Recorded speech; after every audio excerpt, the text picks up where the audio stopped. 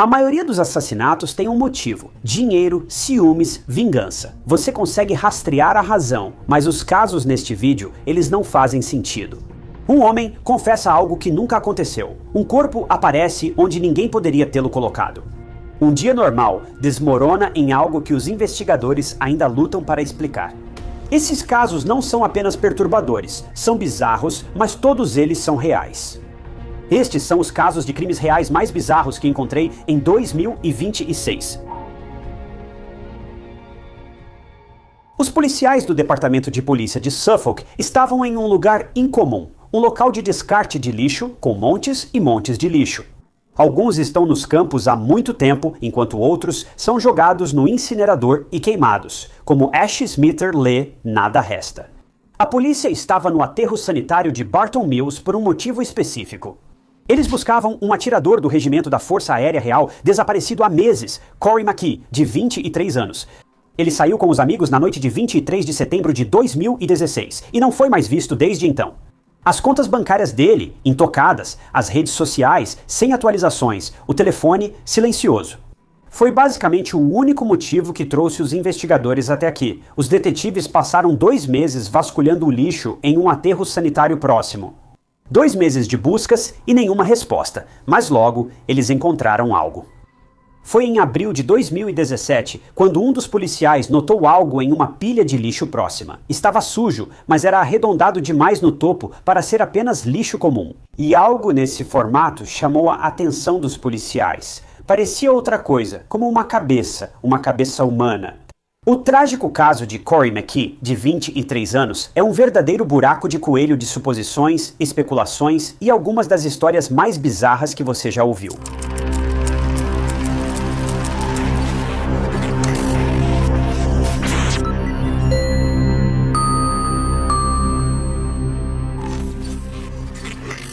Bem-vindo ao Histórias de Crimes Reais. Sou Ty Nortz, seu apresentador, e trago novos documentários semanais sobre crimes reais. Então, se você está assistindo a este vídeo, isso significa que provavelmente você se interessa por crimes reais. E é basicamente isso que fazemos aqui, então não se esqueça de se inscrever no canal. É totalmente de graça e só serve para te avisar quando eu postar novos vídeos. Corey McKee foi criado por seus pais, Nicola e Martin McKee, em Perth. Mas quando Corey tinha 9 anos, a família já considerava a Escócia seu lar permanente. O divórcio dos pais de Corey fez com que ele e seus irmãos fossem criados pela mãe, Nicola. Desde pequeno, Corey sempre foi o tipo de cara que adorava ajudar os outros. Isso lhe trazia uma forte sensação de pertencimento, pois sabia que os outros contavam com ele e o valorizavam. Corey era o tipo de pessoa que dava carona para alguém no meio da noite, só para a pessoa não precisar voltar para casa a pé. Após o ensino médio, Corey quis usar sua boa índole e ingressou no regimento da Força Aérea Real em 2013. Ele era aviador sênior, artilheiro e socorrista em seu esquadrão, e ele adorava isso. Pronto. Agora, os pais de Corey eram categóricos ao dizer que ele era um cara solteiro que estava apenas curtindo a vida adulta. Mas ao menos um dos relacionamentos de Corey era mais profundo do que se imaginava. Corey tinha um relacionamento com uma mulher chamada April Oliver, que acabou engravidando dele. Agora, segundo April, os dois não eram exclusivos nem nada do tipo. Na verdade, Corey costumava visitar sites e aplicativos de namoro para conhecer novas mulheres praticamente o tempo todo. A família dele descreveu sua vida amorosa como agitada e sugeriu que ele estava sempre encontrando novas parceiras para sair, mas nenhuma delas ficava por muito tempo. Na época do caso, ninguém sabia sobre a gravidez de April. Isso só veio à tona depois que Corey desapareceu, o que é bem triste agora. Um hábito peculiar de Corey era que ele ficava bêbado e dormia em qualquer lugar. Apesar disso, a mãe dele negou veementemente e disse que Corey era orgulhoso demais para dormir na rua. Na verdade, foi o pai de Corey, Martin, quem revelou que Corey tinha o hábito de adormecer perto ou dentro de caçambas de lixo, e ele já tinha feito isso várias vezes. Não se sabe se ele dormia nas caçambas de propósito ou se era só um padrão recorrente. Quando ele ficava bêbado, mas de um jeito ou de outro, ele se encontrava dentro de uma caçamba, dormindo profundamente, várias vezes. Mas fora isso, Corey era aquele cara sempre sorridente, sociável, que não tinha problema nenhum em se misturar com outras pessoas. Ele era apenas um sujeito comum e amigável. Corey já estava acostumado a noites animadas e sempre achava o caminho de casa, fosse na mesma noite ou no dia seguinte. Mas uma noite em setembro de 2016 seria diferente. Dessa vez, Corey nunca chegaria em casa. Ele nunca mais seria visto. Corey planejava encontrar alguns amigos em 23 de setembro de 2016 em Bury St. Edmunds. Ele dirigiu até o local de encontro e estacionou seu carro e tinha planos de passar a noite em algum lugar, mas não sabemos exatamente onde. Então, ele estava disposto a deixar o carro durante a noite nesse estacionamento pago. Corey e seus amigos se reuniram no Flex, uma boate na St. Andrews Street South. Porém, Corey bebeu demais e estava claramente embriagado. O segurança da boate precisou pedir para Corey sair. Agora, de acordo com o segurança, Corey levou numa boa, não discutiu e simplesmente saiu, até conversando com o segurança na rua do lado de fora. Mas enfim, isso já era bem depois da meia-noite, e foi exatamente nesse momento que Corey se separou dos amigos, entre 1h15 e 1h30 da manhã. Ele foi visto nas câmeras de segurança na Pizza Mamma Mia, e ele pediu muita comida. Um tempo depois, ele foi visto passando por um lugar chamado Hughes, que era uma loja de eletrônicos, onde ele se sentou e comeu sua comida. E então, ele tirou um cochilo ali mesmo, do lado de fora da loja. Agora tenho certeza de que você está pensando, os amigos do Corey não estão nem um pouco preocupados? Os amigos do Corey sabiam que esse era seu comportamento normal. Mesmo bêbado, ele se virava bem nas ruas. Não era raro ele ficar ou ser deixado sozinho. Não sei como conseguia se virar pela cidade quase desmaiado de tanto beber. Isso era normal para ele, que nunca se metia em problemas. Só exagerava um pouco e depois vagava pela cidade antes de voltar para casa.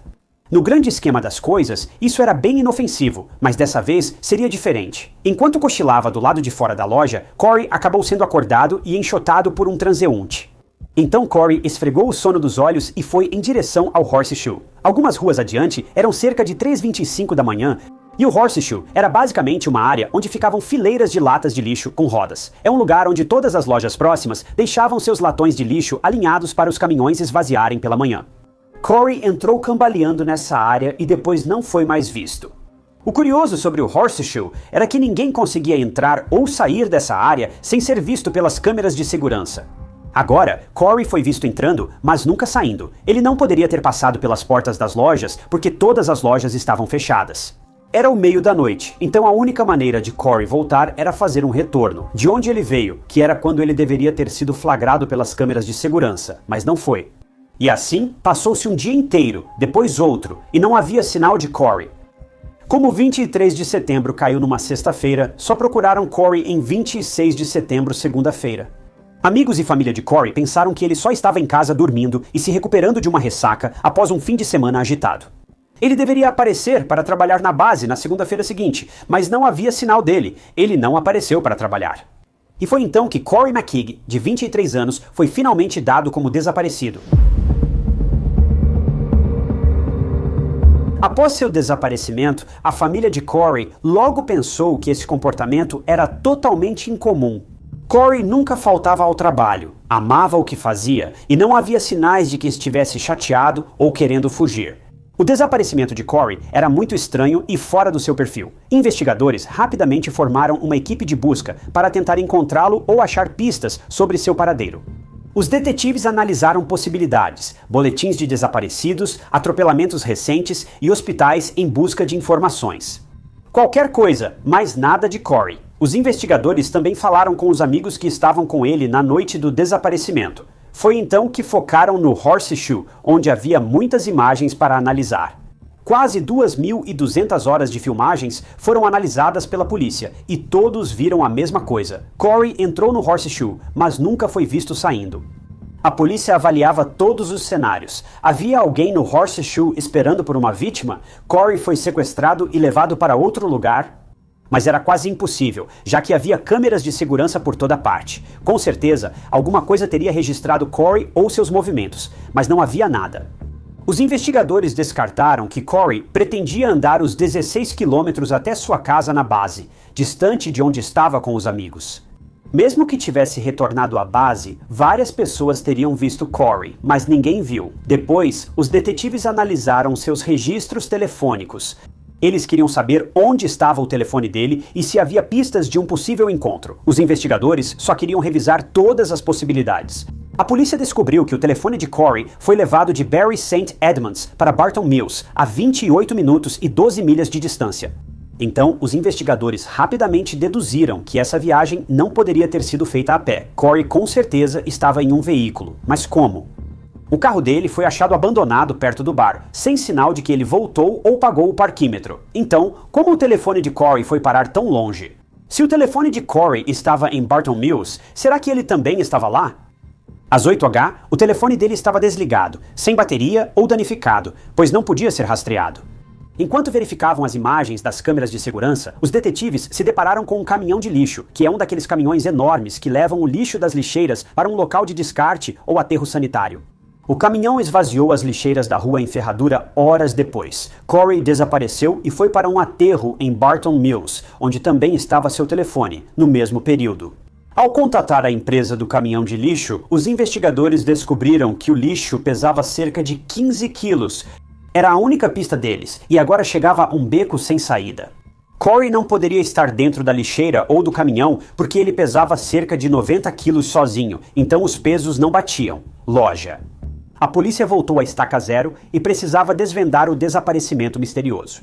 Algumas pessoas acreditavam fortemente que Corey pegou uma carona com alguém, já que ele era do tipo que entrava no carro de qualquer pessoa, porque também era do tipo que oferecia carona para qualquer um. A mãe de Corey, Nicola, acreditava que isso poderia ter acontecido, e ela até fez um apelo para que qualquer pessoa que pudesse ter dado uma carona para Corey se apresentasse, mas ninguém apareceu. Os investigadores buscaram Corey por rodovias, ferrovias e vilarejos, até que em 11 de outubro encontraram algo.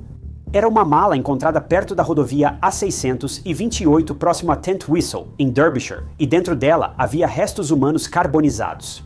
Os entes queridos de Corey ficaram abalados, e como o corpo estava em mau estado e talvez irreconhecível, todos tiveram que aguardar o resultado do DNA. Acreditava-se que o corpo era de um homem jovem, com menos de 50 anos. O resultado do DNA saiu e todos temiam o pior. A família de Corey já esperava a pior notícia sobre sua trágica morte, mas o corpo não era dele. Esse foi mais um beco sem saída para a polícia, mas mal sabiam eles que a busca estava quase chegando ao fim.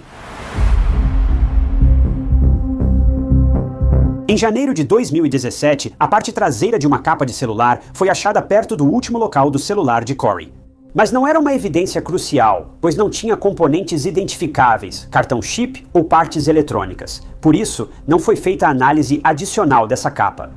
Isso foi mais ou menos na mesma época em que April, a namorada não exclusiva de Corey, contou que estava grávida de um filho dele. Avançando para 11 de junho de 2017, quando April deu à luz uma menina saudável chamada Ellie Louise. Em fevereiro de 2017, quase 4 meses após o desaparecimento de Corey, os investigadores finalmente decidiram investigar a única pista concreta que tinham. O aterro sanitário em Barton Mills foi o último local onde o telefone de Corey foi rastreado, mas os detetives não encontraram nada. Inicialmente queriam buscar lá de forma mais detalhada. As ideias deles estavam indo para lugares estranhos, mas precisavam investigar cada pista antes de riscar da lista. Então, eles foram ao aterro sanitário e precisaram vasculhar toneladas de lixo, esperando encontrar alguma pista sobre Corey ou o próprio Corey.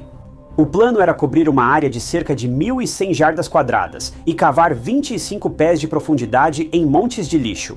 O tempo estimado dado pelos investigadores era de 10 semanas, mas isso é muito lixo para vasculhar. Enquanto isso, Nicola, mãe de Corey, anunciou que retiraria a recompensa de $50 mil se ninguém trouxesse informações. Buscou motivar as pessoas e estimular suas memórias para obter informações confiáveis desde a noite em que Corey entrou na ferradura. 3 meses após o início da busca no aterro, já tínhamos passado das 10 semanas previstas e a polícia havia gasto 1 milhão de libras para ajudar a encontrar Corey. A busca por Corey, chamada Operação Phonetic, foi tida como uma das investigações de desaparecimento mais caras da história do Departamento de Polícia de Suffolk. Em maio de 2017, os investigadores já haviam vasculhado quase 3.000 toneladas de lixo. Para referência, 2.200 libras. É uma quantidade inacreditável de lixo. Agora você pode se perguntar, por que os detetives vasculham tantas toneladas de lixo? Eles tinham uma teoria bizarra, mas que podia explicar o desaparecimento de Corey.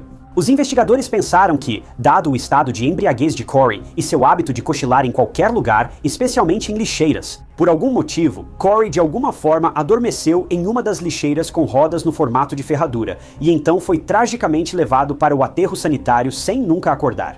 Ele provavelmente teria morrido a caminho do aterro, considerando o que os caminhões de lixo fazem com o que coletam. Só essa teoria explicaria a rapidez com que o celular de Corey foi da ferradura a Barton Mills. Mas falamos há pouco sobre o peso do caminhão, 33 quilos.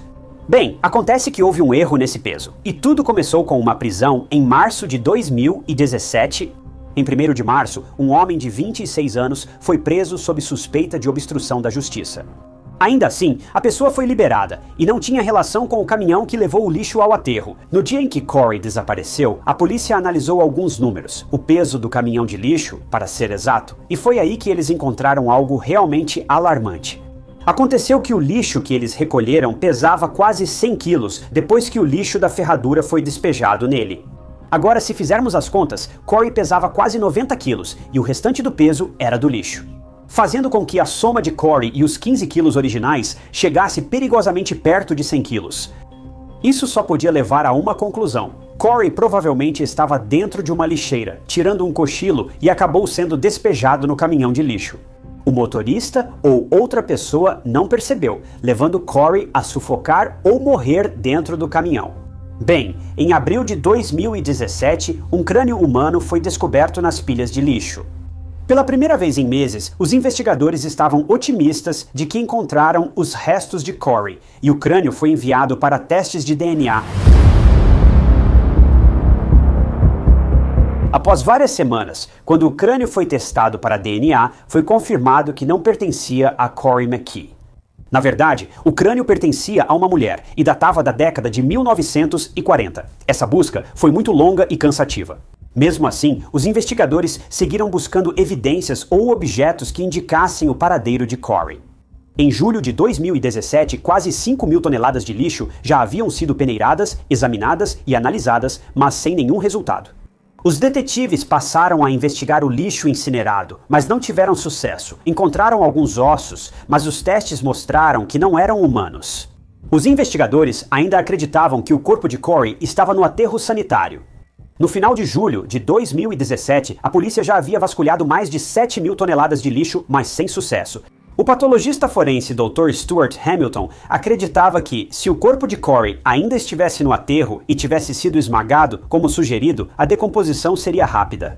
Assim, seria mais difícil encontrar DNA não contaminado para testes. Então, era seguro dizer que as coisas iam mal e as chances de encontrar Corey diminuíam ainda mais. Em julho de 2017, investigadores de Suffolk anunciaram o fim da busca no aterro e disseram não ter encontrado pistas de Corey. 2 meses após a primeira busca no aterro sanitário, em outubro de 2017, os detetives fizeram nova busca em um aterro próximo ao anterior, em Milton, Cambridgeshire. Os investigadores suspeitavam que parte do lixo fora levada de Barton Mills para Milton na época do desaparecimento de Corey e queriam investigar lá também. Mas essa busca também não levou a nada, porque em março de 2018 ela foi encerrada por não haver, entre aspas, linhas realistas de investigação. A família de Corey já não tinha mais esperança na polícia ou em encontrar o filho vivo. Nicola, mãe de Corey, afirmou que já estava preparada para a notícia de que seu filho havia morrido. Martin, pai de Corey, também achava quase impossível encontrar o filho e só queria fazer um memorial para ele. Martin cogitou que Corey pudesse ter se suicidado devido à pressão da paternidade, mas isso era impossível. Corey nem sabia que April estava grávida dele. Em segundo lugar, Corey não estava pensando em tirar a própria vida por nenhum motivo que fosse do conhecimento do irmão de Corey. Derek disse que ele e Corey trocaram mensagens na noite do desaparecimento e Corey parecia feliz e animado. Corey também planejava encontrá-lo no dia seguinte. E se isso não fosse confirmação suficiente, Corey também já tinha reservado passagens de avião para sair da cidade, pois queria passar o Halloween com a família. Não havia nenhum sinal, nenhuma indicação de que Corey estava passando por dificuldades ou queria sair de alguma situação. Ele parecia ser o mesmo de sempre, feliz. Sobre as teorias, muitos acreditavam que Corey havia desertado. As pessoas especulavam que ele só precisava de um tempo para se recompor e queria ficar longe por um tempo. Mas quando os investigadores verificaram a conta bancária e a atividade nas redes sociais de Corey, viram algo completamente diferente. Nada havia sido atualizado, nenhum dinheiro havia sido gasto. Se Corey estivesse fugindo, ele pelo menos precisaria de dinheiro, e mesmo que ele tivesse dinheiro em espécie, em algum momento isso acabaria, e ele não teria outra escolha a não ser sacar dinheiro do banco. Mas até dezembro de 2016, nada havia sido mexido. Algumas pessoas tentaram ligar o desaparecimento de Corey ao sequestro de um militar na Força Aérea Real Markham em julho de 2016. Detetives afirmaram publicamente que não havia ligação entre os dois incidentes. A família McKeague, por sua vez, tinha reservas quanto aos investigadores e à condução da investigação sobre o desaparecimento de Corey. Primeiramente, a família de Corey acreditava que a polícia só verificou as imagens das câmeras de segurança da manhã de sábado até cerca de meio-dia. Nicola acredita que Corey pode ter saído da ferradura mais tarde naquele dia. Algum tempo depois, Nicola postou no Facebook que a polícia de Suffolk mostrou a ela imagens de vários horários, mas ainda sem sinal de Corey. Além disso, o peso do caminhão só esteve incomumente alto naquela única vez em que Corey desapareceu. Fora isso, o peso variava entre 20 e 30 quilos em média, às vezes até menos do que isso. Isso apenas confirmou a teoria de que Corey estava realmente em uma lixeira quando ela foi esvaziada no caminhão, momento em que perdeu a vida tragicamente. No final, uma investigação foi conduzida em 7 de março de 2022 no Tribunal do Coroner de Suffolk, em Ipswich. Ela durou pouco mais de 2 semanas e, em 22 de março, foi concluído que Corey McKee infelizmente perdeu a vida em uma lixeira comercial após ela ser esvaziada no caminhão. Apesar dos restos mortais nunca terem sido encontrados, os jurados declararam que Corey morreu por volta das 4h20 quando as lixeiras foram esvaziadas.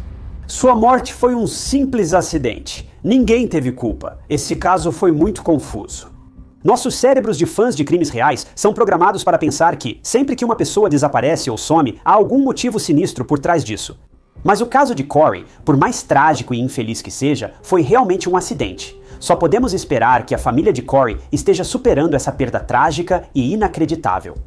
Corey apenas se divertia com os amigos como tantas outras vezes. Mas dessa vez foi um acidente, não um assassino ou monstro nas ruas que tirou sua vida.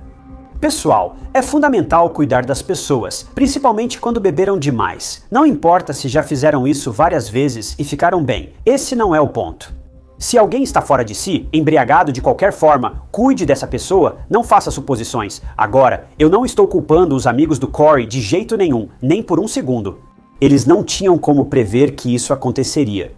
Após ouvir a história de hoje, você já sabe o que pode acontecer, então não deixe isso ocorrer com alguém que você gosta ou vê. Andando bêbado pela rua em horário estranho, peça ajuda. Mesmo que você não se sinta a melhor pessoa para ajudar, chame outra pessoa, seja um táxi, a polícia, quem for. Acidentes podem rapidamente ser fatais. O que ocorreu com Corey é um doloroso lembrete de que ele estava sozinho, confuso e bêbado. E isso o levou a tomar decisões irracionais que resultaram em consequências muito trágicas. Na véspera do Halloween, em Midland, Michigan, uma jovem mãe desapareceu de casa sem deixar rastros. Seu carro permaneceu do lado de fora. As chaves dela estavam onde deixou e seu filho de 3 anos também sumiu, deixado com alguém em quem não se devia confiar. O que começou como um caso de pessoa desaparecida, rapidamente se transformou em algo muito mais sombrio, expondo segredos escondidos por trás da fé, da autoridade e de um sorriso amigável. Hoje, vamos conhecer a chocante história real de crime de Rebecca Gay, um caso que mostra que monstros não se escondem na floresta, mas bem diante de nós.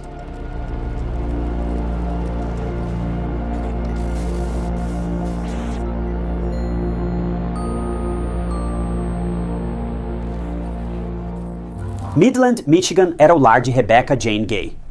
Ela fazia parte de uma família grande, com 3 irmãos, e desde jovem era muito carinhosa e de alma bonita. Rebecca amava animais, por isso entrou para a equipe de equitação da Bullock Creek High School. Ela se sentia em casa montando cavalos, era natural para ela, e Rebecca parecia não ter nenhuma maldade.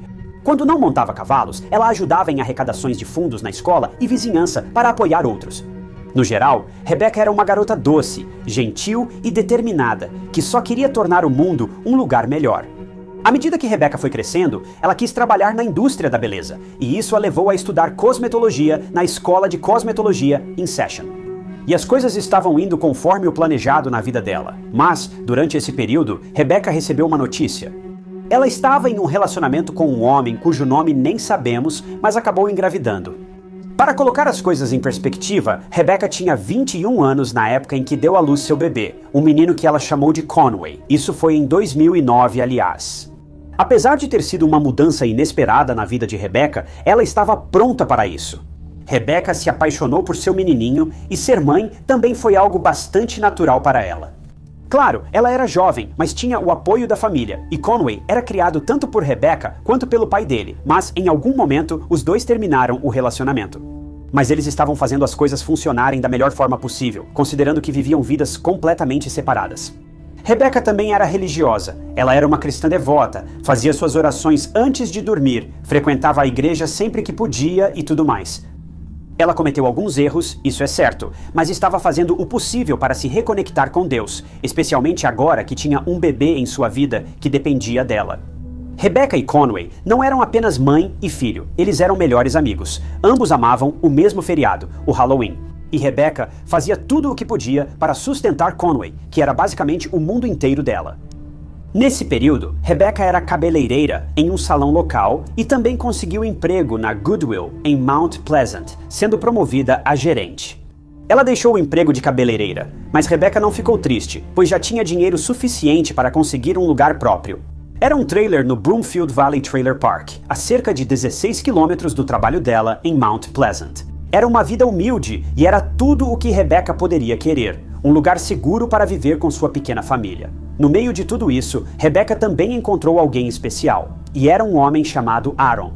Aaron, segundo todos, parecia ser um cara maravilhoso que aceitou Rebecca e Conway de braços abertos. Rebecca vivia sua vida, com seu próprio lar e sua pequena família. Ela tinha um namorado incrível que a amava e amava seu filho, além de um ótimo trabalho onde todos a adoravam. E para melhorar, o Halloween se aproximava e Rebecca estava tão animada quanto uma criança prestes a pedir doces ou travessuras. Aos olhos de Rebecca, a vida realmente não poderia estar melhor. Ela estava praticamente vivendo seu sonho, mas como todos sabemos, sonhos podem rapidamente se transformar em pesadelos. Rebecca e sua família se lembravam de todos os seus preciosos Halloweens porque eram divertidos e animados e a melhor parte envolvia muitos doces. Mas dessa vez, o Halloween de 2012 se tornaria uma lembrança dolorosa para a família Gay, porque seria um lembrete permanente de como eles perderam Rebecca.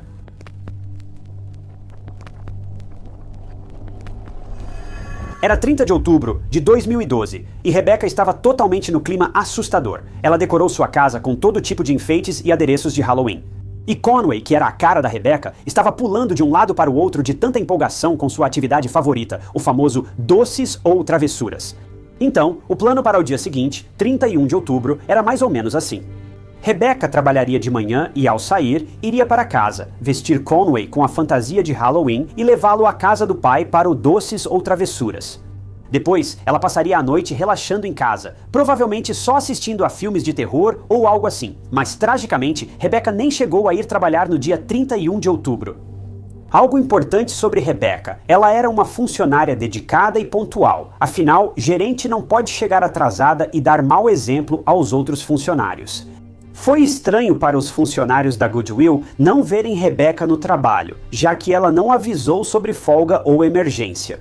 A falta de Rebecca incomodou tanto seus colegas que eles contataram a Arão e alguns foram até sua casa. No trailer park do Vale de Broomfield, estavam preocupados que Rebecca precisasse de ajuda e não conseguisse contato. Bem, quando o grupo chegou ao trailer, eles tinham mais perguntas do que nunca.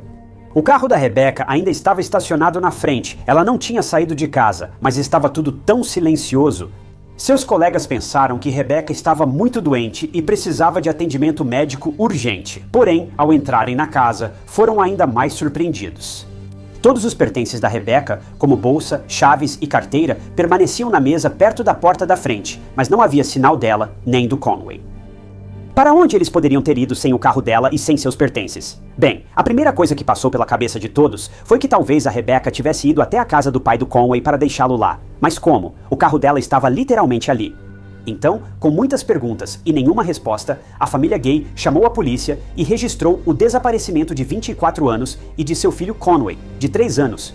Agora, a polícia não começou a procurar pela Rebecca imediatamente. Eles queriam esperar para ver se a Rebecca apareceria, mas depois de 20 horas a polícia começou a levar o desaparecimento da Rebecca muito mais a sério. Enquanto isso, alguém encontrou Conway. Felizmente ele estava ileso e, na verdade, estava na casa do pai dele. Mas como ele chegou lá? Na verdade, um homem chamado João deixou o Conway na casa do pai dele para o Halloween, mas você deve estar pensando, quem é João? Bem, ele não era um estranho para a Rebecca ou para a família dela. Na verdade, ele era o futuro padrasto da Rebecca. Veja, João Branco estava noivo da mãe da Rebecca, Sally Gay. Os pais de Rebecca eram divorciados havia anos e Sally iniciou um relacionamento com o pregador admirado João Branco. João também era muito próximo da Rebecca e do Conway. Ele cuidava do Conway várias vezes e, na verdade, era responsável por levar o Conway para os lugares. No Halloween, ele era responsável por levar o Conway fantasiado até a casa do pai dele para pedir doces. Então todos ficaram aliviados que Conway havia sido encontrado e estava ileso, mas ainda não havia sinal de Rebecca. Para onde ela poderia ter ido? Rebecca não simplesmente largaria tudo e deixaria o filho para trás. Ela o amava mais do que tudo. Ela não o abandonaria assim. Então a polícia tinha muito trabalho pela frente, mas eles estavam apenas começando.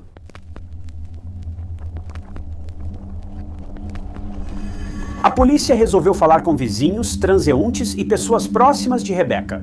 Eles buscavam qualquer pista que trouxesse respostas e esperança de encontrá-la a tempo, mas não havia nada. Também tentaram falar com John, mas ele não ajudou. Pensava-se que ele foi o último a estar na casa de Rebecca, mas não era exatamente um suspeito. A polícia queria extrair qualquer detalhe estranho que John pudesse ter visto na casa de Rebecca. Porém, segundo John, ele não viu Rebecca ao buscar Conway. Esse detalhe não foi explicado publicamente, então Conway ficou sozinho em casa, ou isso quer dizer outra coisa. John não a viu, mas talvez tenha chamado por ela em outro cômodo. Simplesmente não sabemos.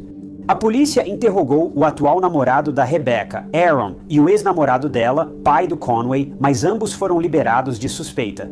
Não havia nada que indicasse que nem o Aaron, nem o pai do Conway tivessem algo de ruim a ver com o desaparecimento da Rebecca. John, que era pregador, como mencionei antes, orou pela segurança de Rebecca e pelo retorno dela sem incidentes, junto com os 14 membros da congregação. Sally estava muito preocupada e ansiosa pela filha, pois já fazia muito tempo desde o desaparecimento de Rebecca.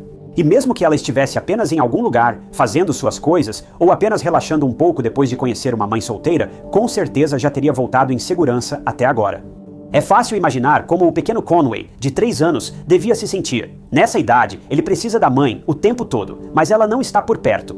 Eu nem consigo imaginar o que passava na cabecinha dele, mas a esperança era pouca e as chances não pareciam boas.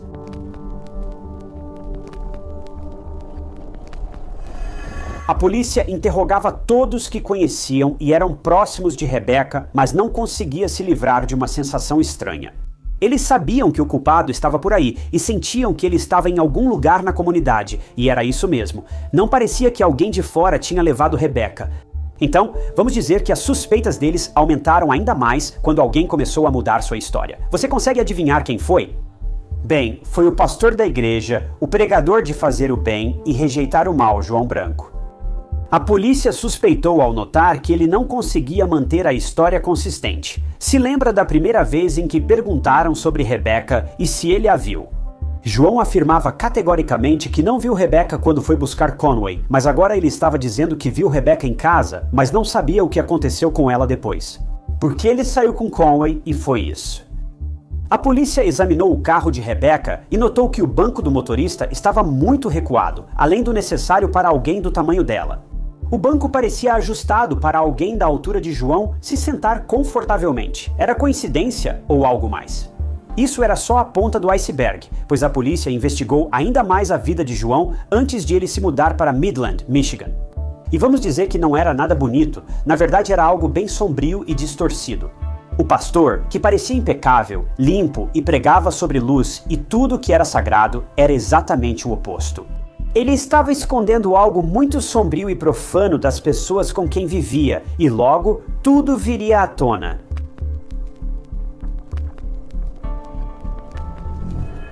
Pouco se sabe sobre a infância de João, mas ele revelava um lado sombrio quando perdia o controle dos impulsos.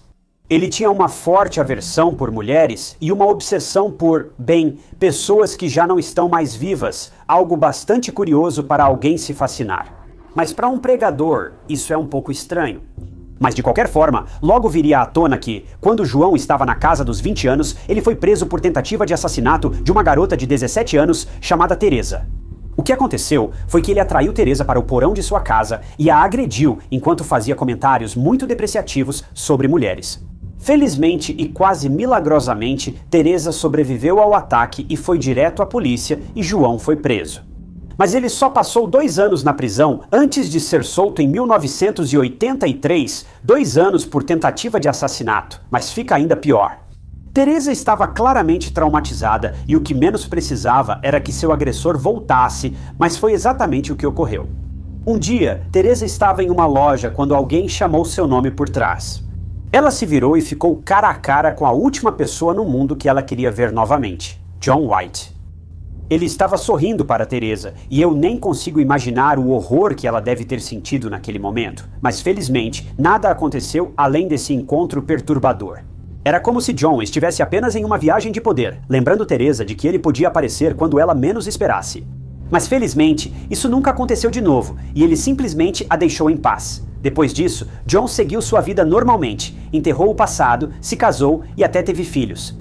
Mas logo, seus impulsos sombrios voltaram à tona, e ele começou a procurar outra vítima. Dessa vez, seria Vicky Sue, de 26 anos. Ela trabalhava com John, e os dois tinham um caso, pois John era casado e esperava o 3º filho. Tragicamente, em julho de 1994, Vicky desapareceu e seus restos foram achados semanas depois numa área remota de Comstock, Michigan. Todos suspeitaram de John imediatamente, pois Vicky foi vista pela última vez em 11 de julho às 3h, entrando na caminhonete de John, que foi a última pessoa a vê-la viva. Isso também não ajudou a reduzir as suspeitas da polícia. Quando John estava difícil no interrogatório, não cooperou, recusou o teste do polígrafo e não ajudou na investigação. A polícia encontrou evidências de DNA no carro de John, mas de alguma forma isso foi considerado uma evidência limitada, o que deixou o Estado sem escolha a não ser oferecer um acordo judicial para John. No final, John foi considerado culpado e condenado a 8 a 15 anos de prisão pelo assassinato de Vicky, o que é simplesmente insano, mas ele não tinha terminado. Durante seu tempo na prisão pelo assassinato de Vicky, ele confidenciou a um psicólogo da prisão algo realmente perturbador. Veja, John admitiu que gostava de tirar a vida de mulheres. Só isso já é suficientemente corrupto, mas ele continuou dizendo que romantizava essas mulheres depois que elas perdiam a vida. Isso foi uma grande revelação para o psicólogo, mas essa informação aparentemente nunca foi comunicada à polícia. Acredito que essa informação não foi comunicada devido a alguma lei de confidencialidade, mas não tenho certeza. Isso ocorreu no final dos anos 90 ou início dos anos 2000, então a maioria dessas leis só entrou em vigor anos depois. Mas seu palpite é tão bom quanto o meu. Mas no final das contas, o pequeno segredo de João estava seguro com seu psicólogo. E mais tarde, em 2007, João foi libertado após cumprir apenas 12 anos por tirar a vida de Vicky. Após ser libertado, João resolveu se mudar para Midland, Michigan, mais precisamente no condado de Isabella, onde ninguém conhecia seu passado criminal. Era como se ele tivesse renascido, e falando em renascimento, João decidiu que, após sua libertação, entregaria sua vida a Deus. Agora, por todos os motivos óbvios, essa é uma realização incrível de se alcançar, mas as coisas não seriam tão simples assim. Veja, João liderava a Igreja Comunidade Cristã em Mount Pleasant e também comprou um trailer no Bromfield Valley Trailer Park. Se esse nome de parque soa familiar, é porque é a mesma comunidade onde Rebeca morava. Além disso, uma reviravolta estranha fez com que João começasse a namorar a mãe da Rebeca, Sylvia, e até ficasse noivo dela em 2012, pouco antes de Rebeca desaparecer. Então agora, toda a família da Sylvia tratava o João como uma figura paterna, inclusive a Rebeca. Agora, Rebeca e João eram bem próximos. E como eu mencionei no começo, ele ajudava a Rebeca cuidando do Conway, levando ele e depois buscando ele na casa do pai.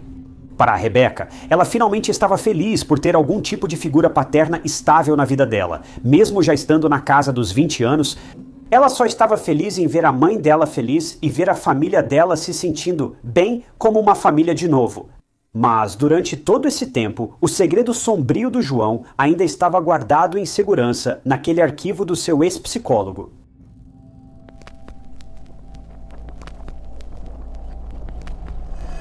Se voltarmos para a época do caso, no Halloween de 2012, a polícia estava no encalço do João.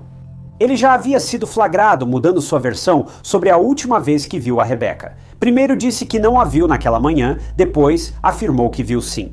Após investigações, a polícia descobriu detalhes assustadores do passado de João, incluindo acusações de assassinato e suposta perseguição à primeira vítima.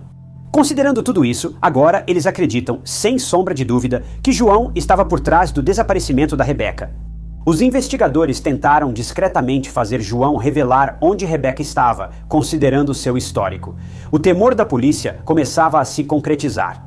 As chances de encontrar Rebecca viva eram quase nulas. Eles sabiam que, se ela esteve sozinha com João antes do desaparecimento, o desfecho seria ruim. A polícia tinha certeza de que o João havia feito algo terrível com a Rebecca e que ela não estava mais viva. Isso é algo devastador de se aceitar. Na sala de interrogatório, acredite, João facilitou o trabalho dos investigadores. Não foi preciso muita pressão, e de fato o João simplesmente confessou. Ele confessou ter assassinado a Rebecca Gay. Primeiro quero deixar claro que essa é a versão do João, que não é exatamente um exemplo de honestidade. Então é realmente difícil descobrir o que aconteceu naquela noite fatídica. As únicas pessoas que realmente sabem o que aconteceu são a Rebecca, que está desaparecida, e o João, que era um mentiroso experiente, e a pessoa menos confiável possível. Segundo o relato de João aos investigadores, foi isso que ocorreu na noite de 30 de outubro, poucas horas antes do feriado preferido de Rebecca. Durante a noite do dia 30 de outubro, enquanto todos faziam maratona de filmes de Halloween, João bebia muito e via conteúdos adultos perturbadores, alinhados a seus impulsos distorcidos. Então, depois de terminar sua cerveja, ele de repente sentiu vontade de agir conforme suas fantasias sombrias e escolheu Rebecca como sua vítima. Ela era a vítima perfeita para ele. Ela estava sozinha em casa, confiava totalmente nele e o admirava. Então, ele entrou no trailer de Rebecca tarde da noite e, sem perder tempo, nocauteou Rebecca com um objeto pesado. Lembre-se de que Conway está literalmente dormindo no mesmo trailer, a poucos metros de distância, mas ele não se importou nem um pouco com isso. John, então, tirou a vida de Rebecca. Agora, John afirmou que não se lembrava se fez algo com ela depois disso ou não.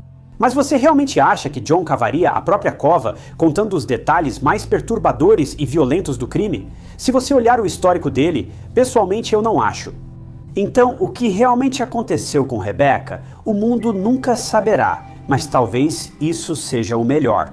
Após terminar, ele eliminou todas as evidências e o corpo a apenas 1 quilômetro da casa dela, em uma área densamente arborizada, em uma vala rasa. João voltou ao trailer de Rebecca e passou a noite lá, enquanto Conway seguia dormindo em seu quarto. Conway nem sabia que sua mãe estava lutando por sua vida a poucos metros de distância e que o agressor ainda estava dentro do trailer. Na manhã seguinte, João acordou Conway, vestiu nele a fantasia de Halloween com as próprias mãos, as mesmas mãos que tiraram a vida de sua mãe poucas horas antes. E ele o levou para a casa do pai como se nada tivesse acontecido. É simplesmente inacreditável. A polícia, após essa confissão alarmante do próprio assassino, enviou uma equipe para o local exato. João afirmou que se desfez do corpo de Rebecca e ela foi encontrada logo. Rebecca, Gay, foi assassinada por alguém que era como família, como um pai, mas na realidade ele era um lobo em pele de cordeiro. João Branco, 55 anos, foi preso e acusado de homicídio pelo assassinato de Rebecca Gay. Quando todos, até Sally, souberam que um pregador local foi preso por assassinato, não acreditaram. Eles estavam incrédulos por terem deixado alguém tão depravado integrar ou até liderar a igreja, e ainda o respeitavam. Sally ficou horrorizada ao descobrir que seu noivo foi quem levou sua própria filha ao fim prematuro, o mesmo noivo que era mais como família do que qualquer outra coisa. Ele traiu todos eles da pior maneira possível. João foi acusado de homicídio em primeiro grau, mas fez um acordo com a promotoria. Não sei como conseguiu isso. No fim, ele admitiu o homicídio em segundo grau e enfrentava pena de 29 a 60 anos de prisão. O que não é nada comparado ao dano que ele causou à família Gay. A família Gay acabou concordando, porque isso era melhor do que passar pelo doloroso processo de um julgamento e ter que reviver os horrores dos momentos finais de Rebecca. No final, John foi condenado a um máximo de 85 anos de prisão pelo assassinato de Rebecca Gay. John permaneceu estoico e sem emoção ao ouvir a sentença, enquanto os entes queridos de Rebecca, na sala lotada, não se contiveram. Eles estavam arrasados, tristes e inconsoláveis com as ações de um homem que acolheram como família. Mas essa sentença foi uma espécie de alívio em meio à tragédia. Porque a promotoria, assim como o público, acreditava que John provavelmente jamais sairia da prisão, principalmente por causa da idade. Todos ficaram aliviados e satisfeitos ao saber que John passaria o resto da vida na prisão, refletindo sobre seus atos. Mas, infelizmente, essa satisfação também foi tirada da família gay. Porque em 8 de agosto de 2013, nem mesmo 5 meses após o início de sua sentença de 85 anos de prisão, John White foi encontrado sem resposta em sua cela. Ele escolheu o caminho mais fácil, tirou o último pouco de satisfação e qualquer senso de justiça e paz da família de Rebecca, uma última vez.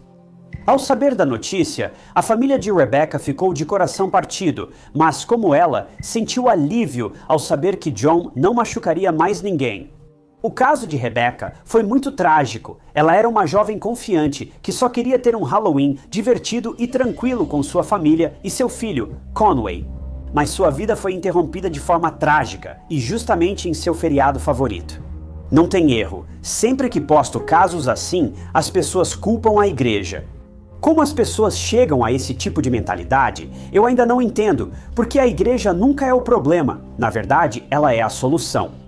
Notícia de última hora. A igreja não é um lugar para santos, é um lugar para pecadores. Todos nós somos pecadores de alguma forma. Todos cometemos erros. Todos fazemos escolhas ruins. Somos chamados a aprender com esses erros e nos arrepender, e a usar esses erros e as consequências desses erros como blocos de construção para nos tornarmos pessoas melhores. Cristo não veio aqui para salvar os justos, mas para salvar os pecadores. Está em Lucas 5:32. Ele compartilhava refeições tanto com santos e líderes da igreja, quanto com cobradores de impostos, excluídos sociais e pessoas vistas como impuras, muitas vezes criminosos. Pois seu propósito era buscar e salvar os perdidos, não os já encontrados. A questão é que as igrejas estão cheias de pecadores, como deve ser, mas esses pecadores deveriam estar se tornando pessoas melhores, mudando de vida e voltando-se para Deus. João não era uma dessas pessoas. João era um monstro do começo ao fim, e ele estava claramente sendo manipulado por forças muito além da família de Deus. Esse homem não frequentava uma igreja para liderar um rebanho, ele se infiltrou em uma igreja para trair o evangelho. E eu sei, sem sombra de dúvida, que embora ele possa não estar mais na prisão, certamente está recebendo a justiça que lhe é devida. Martha Moxley adorava escrever diários. Algo em colocar a caneta no papel e começar sua entrada com o querido diário fazia Martha bem feliz. Parecia que conversava com sua melhor amiga, fofocando sobre garotos, escola, professores, planos de férias, qualquer assunto. Mas agora, seu diário estava sendo folheado por outro motivo, depois que ele foi parar nas mãos da polícia. Cada palavra, cada nome de pessoa e cada data no diário comum de adolescente de Martha estava sendo analisado. A polícia estava procurando pistas. Eles precisavam de respostas porque, em seu próprio jardim da frente, Martha foi assassinada.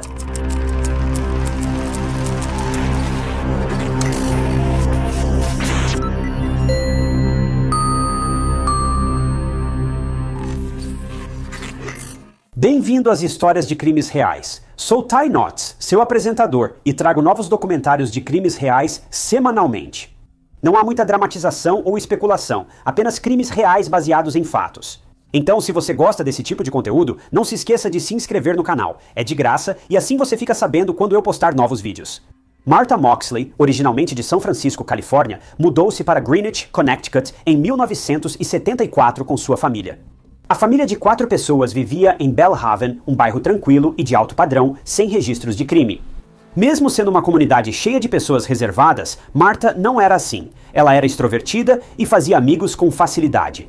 Em 1975, Martha cursava o ensino médio e vivia a melhor fase de sua vida. Em frente à casa dos Moxley moravam os Skakel, que eram primos dos Kennedys e muito influentes. Veja, a tia dos 7 filhos, Skagel, era Ethel Skagel Kennedy, a viúva do ex-senador dos Estados Unidos, Robert F. Kennedy. Embora Moxley e Skakel sejam famílias distintas, raramente interagiam entre si. As crianças Skakal se davam bem com Martha e seu irmão John, passando tempo em clubes de tênis, se divertindo e apenas sendo crianças. Martha era especialmente próxima de 2 irmãos da família Skagel, Tommy e Michael Skagel. Eles tinham uma amizade muito próxima e passavam muito tempo juntos. Mas nenhum dessas crianças sabia que a amizade deles estava prestes a desmoronar depois de uma noite fatídica, diferente de qualquer outra. 30 de outubro, um dia antes do Halloween, é conhecido como a Noite da Travessura em Greenwich. Basicamente, as crianças andavam pelo bairro e causavam, como você deve imaginar, travessuras. Jogando papel higiênico em árvores, carros, quintais ou propriedades públicas, as crianças da região se divertiam fazendo bagunça de forma inofensiva. Eles não quebravam janelas, só gostavam de jogar papel higiênico nas coisas dos outros. Bem, essa noite aparentemente inofensiva tomaria um rumo muito trágico em pouco tempo. Martha foi até a casa dos Skagel e, junto com as crianças, entrou em um dos vários carros deles, um Lincoln, e passearam pelo bairro. Foi relatado que Martha e Tommy Skagel, que tinha 17 anos na época, ficaram um pouco próximos demais naquela noite. Após um tempo, outro irmão Skagel pediu para usar o carro até a casa de um primo. Miguel também teria ido com os irmãos ver a estreia do circo ao vivo do Monty Python, deixando só Martha e Tommy sozinhos. A última vez que Martha foi vista oficialmente foi ela e Tommy ficando íntimos, e abre aspas, caindo juntos atrás da cerca por volta das 21h30. Isso foi apenas 30 minutos depois que Martha saiu de casa, mas no dia seguinte ela não voltou para casa. Seus pais ficaram extremamente preocupados. Doroteia, mãe de Martha, foi à casa dos Skakal e foi recebida por Miguel, que estava de ressaca, sem camisa e sonolento, dizendo não ver Martha desde a noite anterior. Os vizinhos ficaram perplexos e detetives invadiram a casa dos Moxley e áreas próximas. Logo, uma amiga de Martha que ajudava nas buscas encontrou algo. Era uma jovem de cabelos ruivos deitada debaixo de uma árvore, obviamente sem vida, mas Martha tinha cabelos loiros, então aquilo não fazia sentido. Bem, os detetives só precisaram de alguns segundos para perceber que o cabelo dessa garota não estava tingido de vermelho. O cabelo da garota estava manchado de vermelho. Devido aos ferimentos graves, a jovem havia sofrido um trauma severo, com lesões brutais na cabeça. A arma do crime, um taco de golfe número 6 de ferro, ou partes dela, foram achadas perto do corpo. Tragicamente, o corpo da jovem foi logo identificado como Martha Moxley. Uma autópsia revelou que ela foi atingida várias vezes com um taco de golfe, fazendo com que o taco de golfe quebrasse no processo. Alguém descontou sua raiva em Martha, parecia um crime passional, e agora Martha havia perdido a vida. Horrivelmente, os detetives descobriram que Martha foi atacada perto da garagem e depois arrastada até a árvore, deixando um rastro assustador. Tudo isso aconteceu bem no jardim da frente da casa dela. O que essa garota poderia ter feito a alguém para ser espancada de forma tão violenta assim? Quando os detetives analisaram melhor a arma do crime, as peças finalmente se encaixaram. O taco de golfe solitário pertencia a um conjunto de 6 tacos que era de ninguém menos que Anne Skagel, a mãe de Tommy Skagel, que também foi a última pessoa vista com Martha antes de sua vida ser tirada. Os detetives ficaram perplexos. Anne estaria mesmo envolvida no ataque a Martha? Isso só podia significar uma coisa. Ia ser uma investigação longa, e não estou exagerando, porque levou anos e anos até que a polícia tivesse respostas. Os investigadores passaram a coletar dados sobre a relação de Martha com Tommy e os outros irmãos Skagel. Segundo amigos, Tommy gostava de Martha, mas ela não correspondia. Os detetives descobriram isso pelo diário de Martha. No diário, ela relatou que Tommy sempre tentava se aproximar, abraçando-a e a deixando desconfortável. Isso foi escrito poucas semanas antes do assassinato de Martha. Os amigos contaram que Martha era próxima e amigável dos irmãos Skagel, mas nunca houve romance entre eles. Todos evitavam esses garotos por serem encrenqueiros, mas Martha tentava ser amigável. Os irmãos Skagel tinham muito dinheiro e viviam sem supervisão na maior parte do tempo. Eles eram a definição de crianças mimadas e privilegiadas. No diário de Martha, ela considerou terminar a amizade com Tommy e Michael, pois Michael ficava muito turbulento ao beber. Vale lembrar que ele tinha só 15 anos na época. Fica claro que as crianças faziam o que queriam. Desde que a mãe, Anne, morreu de câncer, a situação só piorou na casa dos Skagel. O pai era apressado e estava sempre fora, deixando as crianças com um exército de empregados e babás para dar grandes festas na casa deles. Os investigadores obviamente suspeitavam que Tommy estivesse envolvido no ataque a Martha. Afinal, ele foi o último a ser visto com ela, mas Tommy tinha um álibi. De acordo com ele, ele voltou para casa pouco depois das 9h30 da manhã para fazer o dever de casa, e seu tutor corroborou essa história. Ken Littleton era um tutor recém-contratado. E quando a polícia falou com ele, ele disse que Tommy estava com ele às 22h assistindo TV. Segundo Ken, Tommy parecia normal e não estava nervoso nem assustado. Mas logo depois que os advogados dos Skakel se envolveram no caso, Ken foi misteriosamente demitido do emprego e sua vida desmoronou. A partir daí, ele passou a abusar do álcool, de substâncias ilegais e até cometer pequenos crimes. Alguns sugeriram que Ken sabia mais, mas os investigadores não viam motivo para ele prejudicar Martha, pois eram quase estranhos. A polícia também não encontrou evidências de envolvimento de Tommy no assassinato. Ele tinha um álibi, e foi isso. Então, o caso de Martha se arrastou por anos e acabou ficando sem solução. Não havia pistas e as coisas foram desacelerando até pararem completamente. Isso só mudou quando Rushton contratou investigadores para o caso.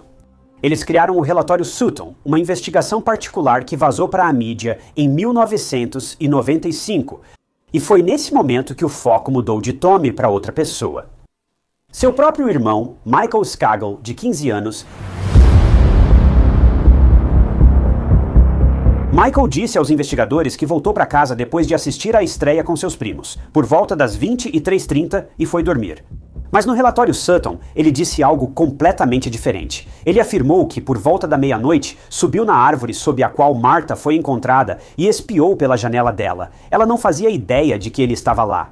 E esse garoto estava sendo um predador de primeira linha, porque quando chegou ao topo da árvore, bem, ele começou a se satisfazer. Na falta de uma expressão melhor, foi simplesmente nojento, para ser honesto. Mas essa revelação fez todo mundo pensar: por que Michael mentiria para a polícia?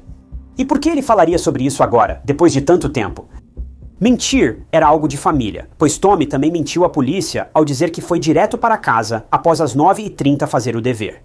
Na verdade, ele ficou com Martha por 20 minutos, mas omitiu isso porque Tommy achou que seria o principal suspeito.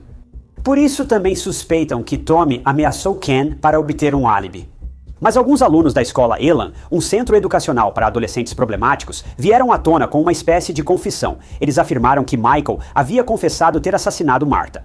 Um dos alunos disse que Michael ficava se gabando de, abre aspas, ter se safado porque ele era, abre aspas, um Kennedy. Isso era totalmente inacreditável, e a polícia começou a prestar atenção.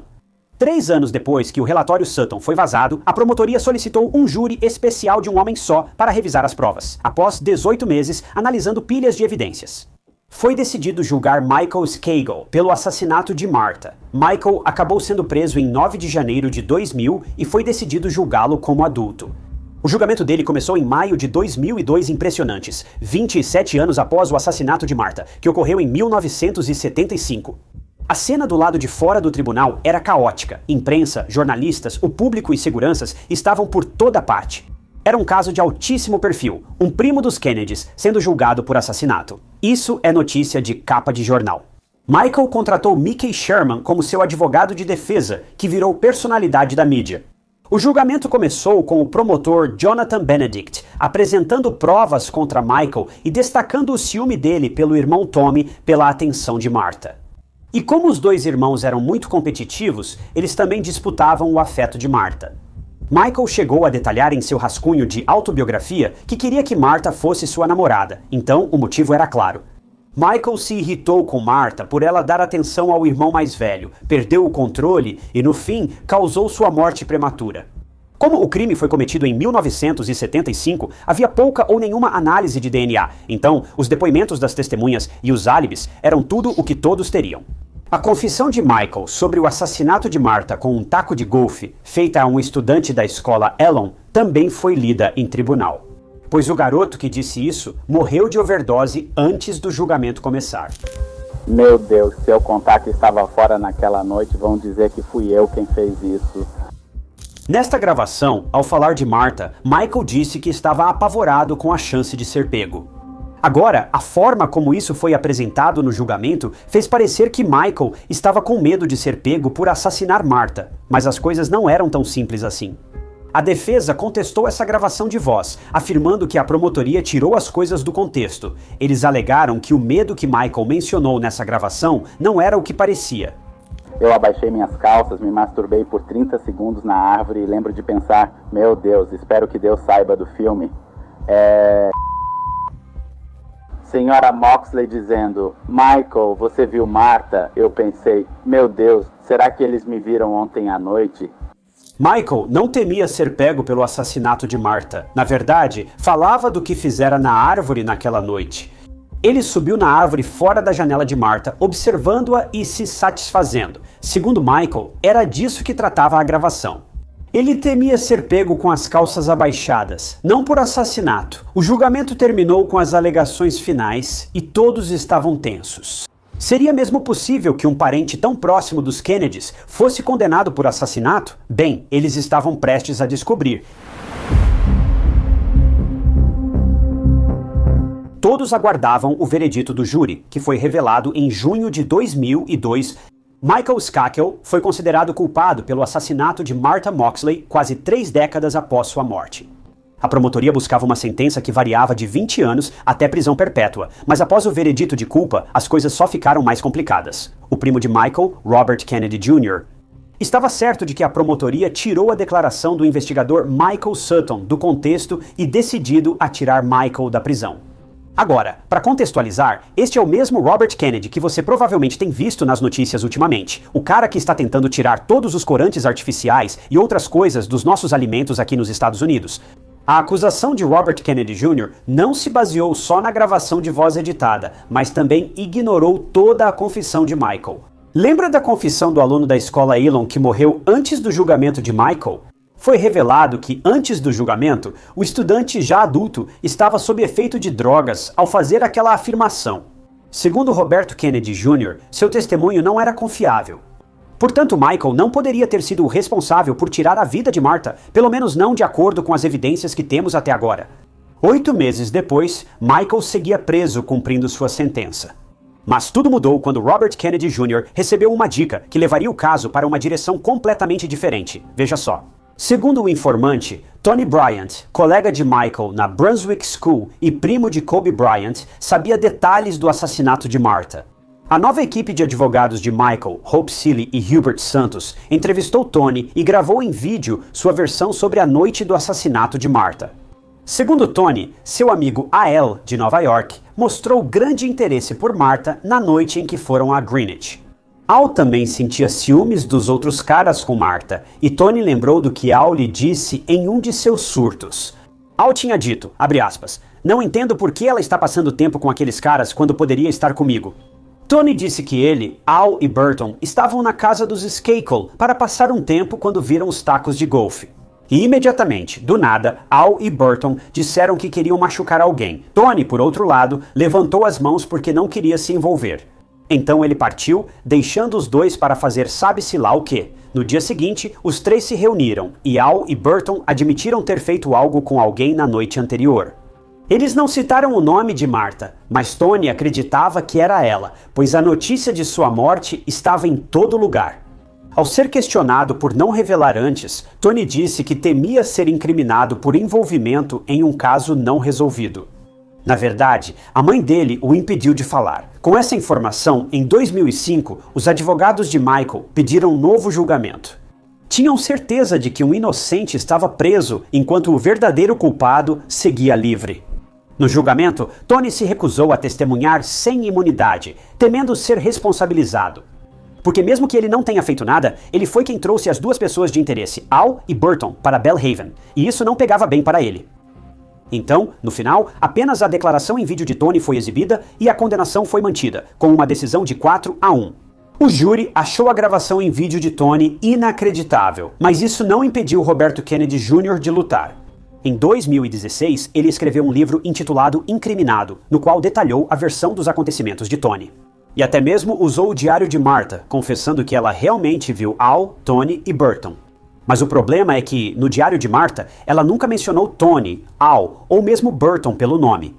Ela dançou com alguns rapazes no baile, mas seus parceiros não lembram de ver Tony e Burton lá.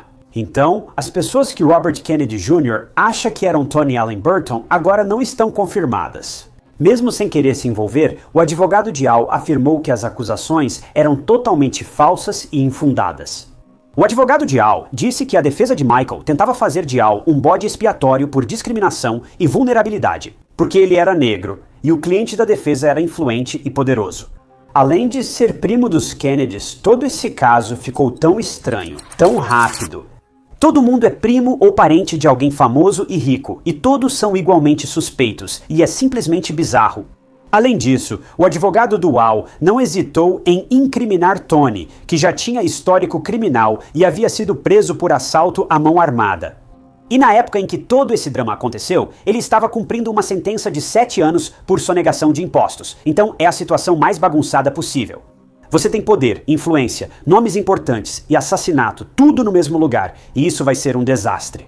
Mas a próxima pessoa a ganhar destaque no tribunal foi o ex-advogado de Michael, Mickey Sherman. Depois de toda a confusão com Tony e Al, o advogado de defesa de Michael recorreu ao seu ex-advogado. Por quê? Pois, segundo eles, Mickey não defendeu Michael corretamente no julgamento e foi acusado de buscar fama em vez de cumprir seu dever. Michael também acusou Mickey de cobrar honorários advocatícios altos e não fazer seu trabalho de defendê-lo adequadamente no tribunal. Então, em outubro de 2013, isso levou Michael a conseguir um novo julgamento pelo juiz Thomas Bishop, do Tribunal de Connecticut. Os entes queridos de Martha, assim como os promotores, ficaram surpresos com a decisão. Eles achavam que tudo já tinha acabado, mas não era esse o caso. Mesmo assim, a família de Martha esperava que o Estado vencesse, mas no fim o juiz Bishop decidiu. No caso de Martha, a defesa deveria ter investigado melhor, atentado aos detalhes e elaborado um plano mais abrangente e coerente.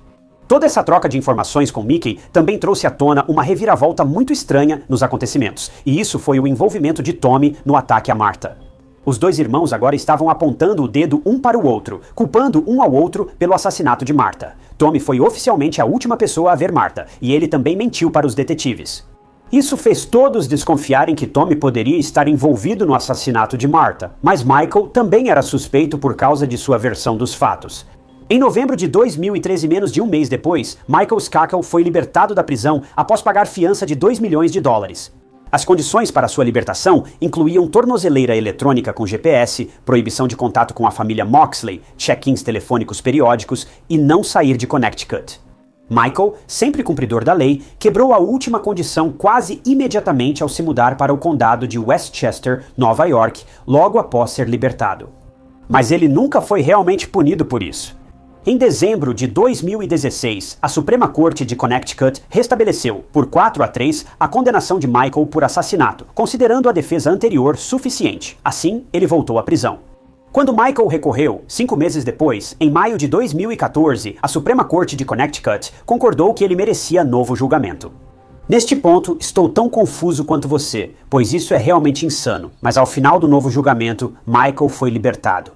Os tribunais concluíram que não havia provas para condená-lo, e não posso discordar disso. Houve muito mais discussões e evidências do que conseguimos abordar aqui. Pelo que li e ouvi, também não acho que Michael deveria ter sido condenado. Agora, ele era o assassino?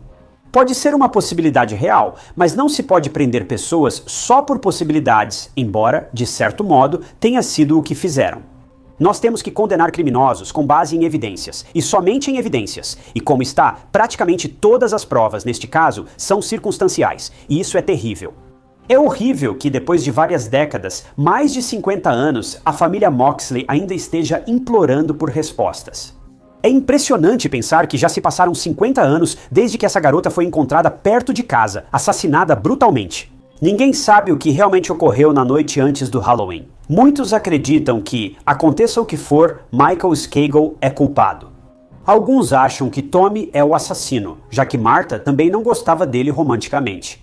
Então, presume-se que Tommy perdeu o controle com Martha por rejeitar suas investidas e, no fim, tirou a vida dela em um acesso de raiva. Após o ocorrido, ele mentiu à polícia dizendo que não estava com Martha e ameaçou Ken para conseguir um álibi. Porém, muitas pessoas têm outra teoria, ainda mais assustadora. Eles suspeitam que Michael e Tommy participaram do assassinato de Martha. Ambos mentiram à polícia, e um deles foi visto por último com a vítima. O fato de Ken ter sido demitido após dar um álibi para Tommy e ter sua vida arruinada grita culpa. As pessoas especulam que Ken foi pressionado a fornecer um álibi para Tommy e a culpa de guardar esse segredo o consumiu. Ninguém veio a público esclarecer essa teoria, e quero enfatizar que tudo isso são apenas suposições, mas pensar no assassinato de Martha dessa forma torna tudo mais sinistro.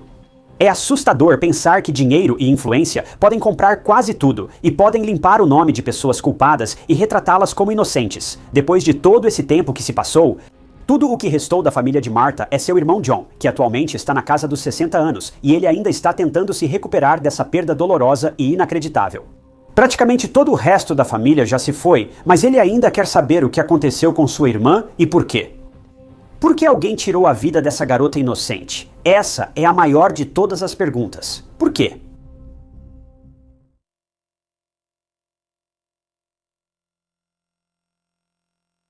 Ela pensou que foi parada por excesso de velocidade, mas esse foi seu último erro. Isso ocorreu após o Natal. Estudante universitária de 20 anos, dirigia à noite em uma rodovia tranquila na Califórnia. Ela tinha passado o dia cuidando do namorado doente e ligou para os pais dizendo que estava a caminho de casa, mas ela nunca chegou. O carro dela foi encontrado depois, abandonado no fim de uma rampa escura, com as chaves na ignição. Os pertences dela ainda estavam dentro do carro e o corpo foi encontrado embaixo de uma ponte em um barranco.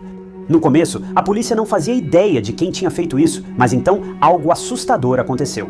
Mulheres começaram a ligar, dizendo que tinham sido paradas exatamente no mesmo lugar pelo mesmo homem, sem motivo algum.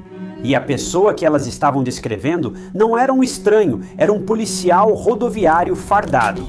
Cara Knott, estudante de 20 anos da Universidade Estadual de San Diego, cursava educação para ser professora. Durante longas caminhadas com os pais, ela falava sobre se formar, trabalhar com crianças e ter uma família. Cara era uma pessoa gentil, amável e profundamente amada por todos que a conheciam. Na época, ela estava em um relacionamento sério com seu namorado, Wayne Batista. As famílias deles eram bem próximas, e eles visitavam a casa um do outro com bastante frequência, e aos olhos de todos, Wayne era o escolhido. A vida de Cara parecia estável, previsível, segura, e então, 2 dias depois do Natal, tudo deu errado. Era o Natal de 1986, e Cara e sua família passaram momentos maravilhosos durante as festas. Todos estavam reunidos para se divertir, e o tempo passou voando. Cara, com 20 anos, ou na verdade qualquer pessoa, nunca esperava que esse seria o último Natal feliz que eles celebrariam juntos. 2 dias depois, em 27 de dezembro, Wayne estava de cama com um caso muito forte de gripe. Parece que estava tão mal que não conseguia sair da cama e tinha uma febre altíssima.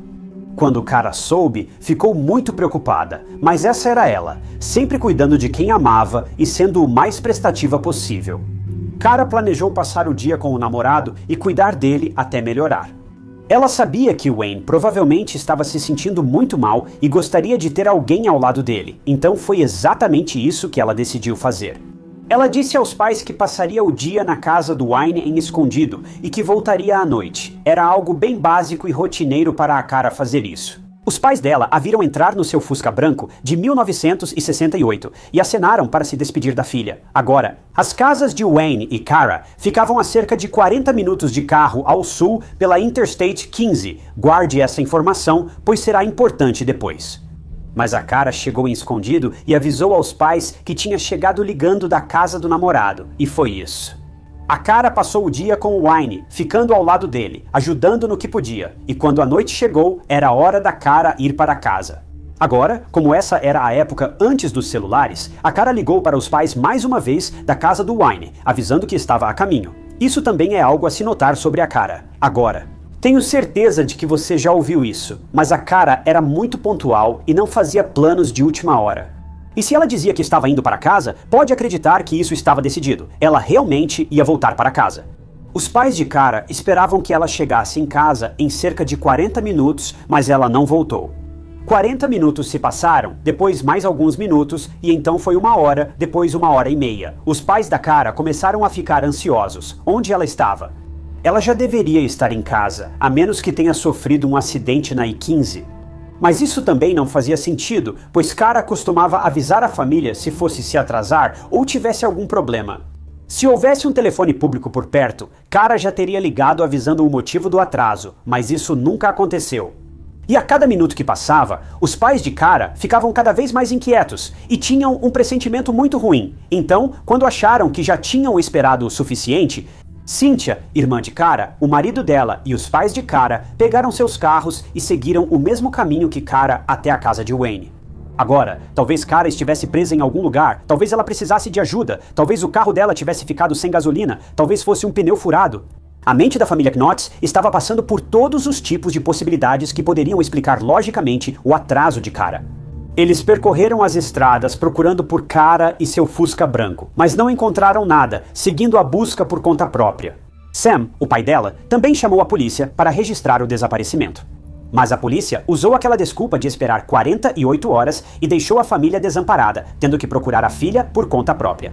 A mãe de Cara, Joyce, parava frequentemente em telefones públicos e ligava para os hospitais locais para saber se havia ocorrido algum acidente ou se alguém tinha dado entrada como vítima. Naquela época, eles estavam tentando de tudo para cobrir todas as possibilidades e procurar por Cara, mas nada aparecia. Ninguém com o nome de Cara ou parecida com ela tinha dado entrada no hospital. Nenhum acidente envolvendo um Volkswagen foi registrado. Nada, mas a família Knott não desistiu. Eles não pararam de procurar por Cara. Por mais clichê que pareça, isso era totalmente fora do comum para Cara. Ela nunca se atrasava.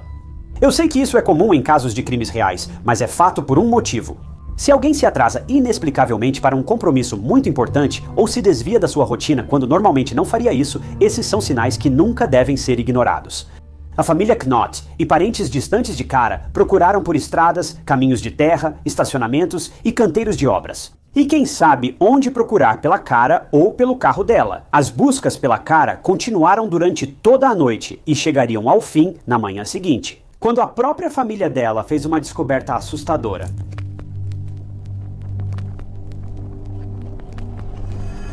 Na manhã de 28 de dezembro, a irmã da Cara, Cynthia, e o marido dela estavam dirigindo por uma estrada isolada quando de repente pisaram no freio. Eles viram algo no beco sem saída deserto. Perto da saída Mercy Road da rodovia Interestadual 15. Essa era uma estrada que levava a uma área escura, suja e isolada da Interestadual 15, o mesmo caminho que Cara fazia para ir até a casa do Wayne. Quando o casal se aproximou, eles viram um carro branco. Era o Fusca da Cara, e ele estava abandonado nessa área isolada, mas não havia sinal da Cara dentro ou perto do carro. A janela do motorista estava entreaberta, e pelo vidro, o casal viu as chaves do carro da Cara na ignição. Os pertences dela estavam no banco traseiro, e um cartão de combustível Chevron e um recibo no banco do passageiro. O casal sabia que Cara não deixaria seu carro assim em um lugar que não era seguro para ninguém ficar sozinho à noite. Então, sem perder tempo, Cynthia correu até o telefone público mais próximo e chamou a polícia. As autoridades informaram que o carro de Cara foi achado abandonado na área remota e exigiram que a polícia fosse investigar. Desta vez, a polícia levou a sério o desaparecimento de Cara e enviou uma viatura ao beco sem saída para inspecionar o local. O local onde o carro de Cara foi achado era uma grande área cercada por arbustos e árvores densas. E, à distância, havia uma 20 metros, que dava vista para um desfiladeiro. Os policiais chegaram ao local e começou a busca por Cara. Eles também estranharam o carro dela ter sido achado abandonado em área tão remota. Durante o dia, esse lugar não era nem de longe tão assustador, mas à noite, mal dava para enxergar para onde você estava indo, e não havia uma alma viva até onde a vista alcançava. Então, esse era o lugar mais remoto possível nessa região. A polícia também expandiu a busca para a ponte e o desfiladeiro, e foi aí que eles viram algo na água. De longe, era um tom de roxo e branco, mas de perto era devastador. A polícia desceu até o desfiladeiro e recuperou a figura flutuante na água. Logo, o caso de pessoa desaparecida de Cara virou investigação de homicídio. O corpo de Cara, de 20 anos, foi achado no desfiladeiro. A visão de roxo e branco eram as roupas e sapatos que Cara usava. Agora, não sei se já mencionei isso, mas antes de desaparecer, Cara estava usando um moletom roxo e botas de couro brancas. E infelizmente, quando a encontraram, Cara, de 20 anos, não pôde ser reanimada. Ela se foi e a busca chegou a um fim devastador. A família e os amigos de Cara foram informados da descoberta e ficaram chocados e surpresos. Cara, que estava viva, bem e sorrindo há apenas algumas horas, agora foi encontrada embaixo de uma ponte, deixada no desfiladeiro, como se ela não fosse ninguém. O mundo da família de Cara virou de cabeça para baixo. Eles precisavam de respostas, queriam saber quem fez isso com a Cara, que nunca fez nada de errado, muito menos algo assim. Uma autópsia foi feita no corpo de Cara e felizmente não houve indícios de motivação sexual. Mas ela realmente teve um destino terrível e alguém tirou a vida dela com as próprias mãos e uma corda. Ela tinha ferimentos no rosto, lesões de defesa e DNA sob as unhas. E a polícia, assim como toda a comunidade, ficou perplexa. Eles precisavam pegar o culpado antes que ele atacasse novamente.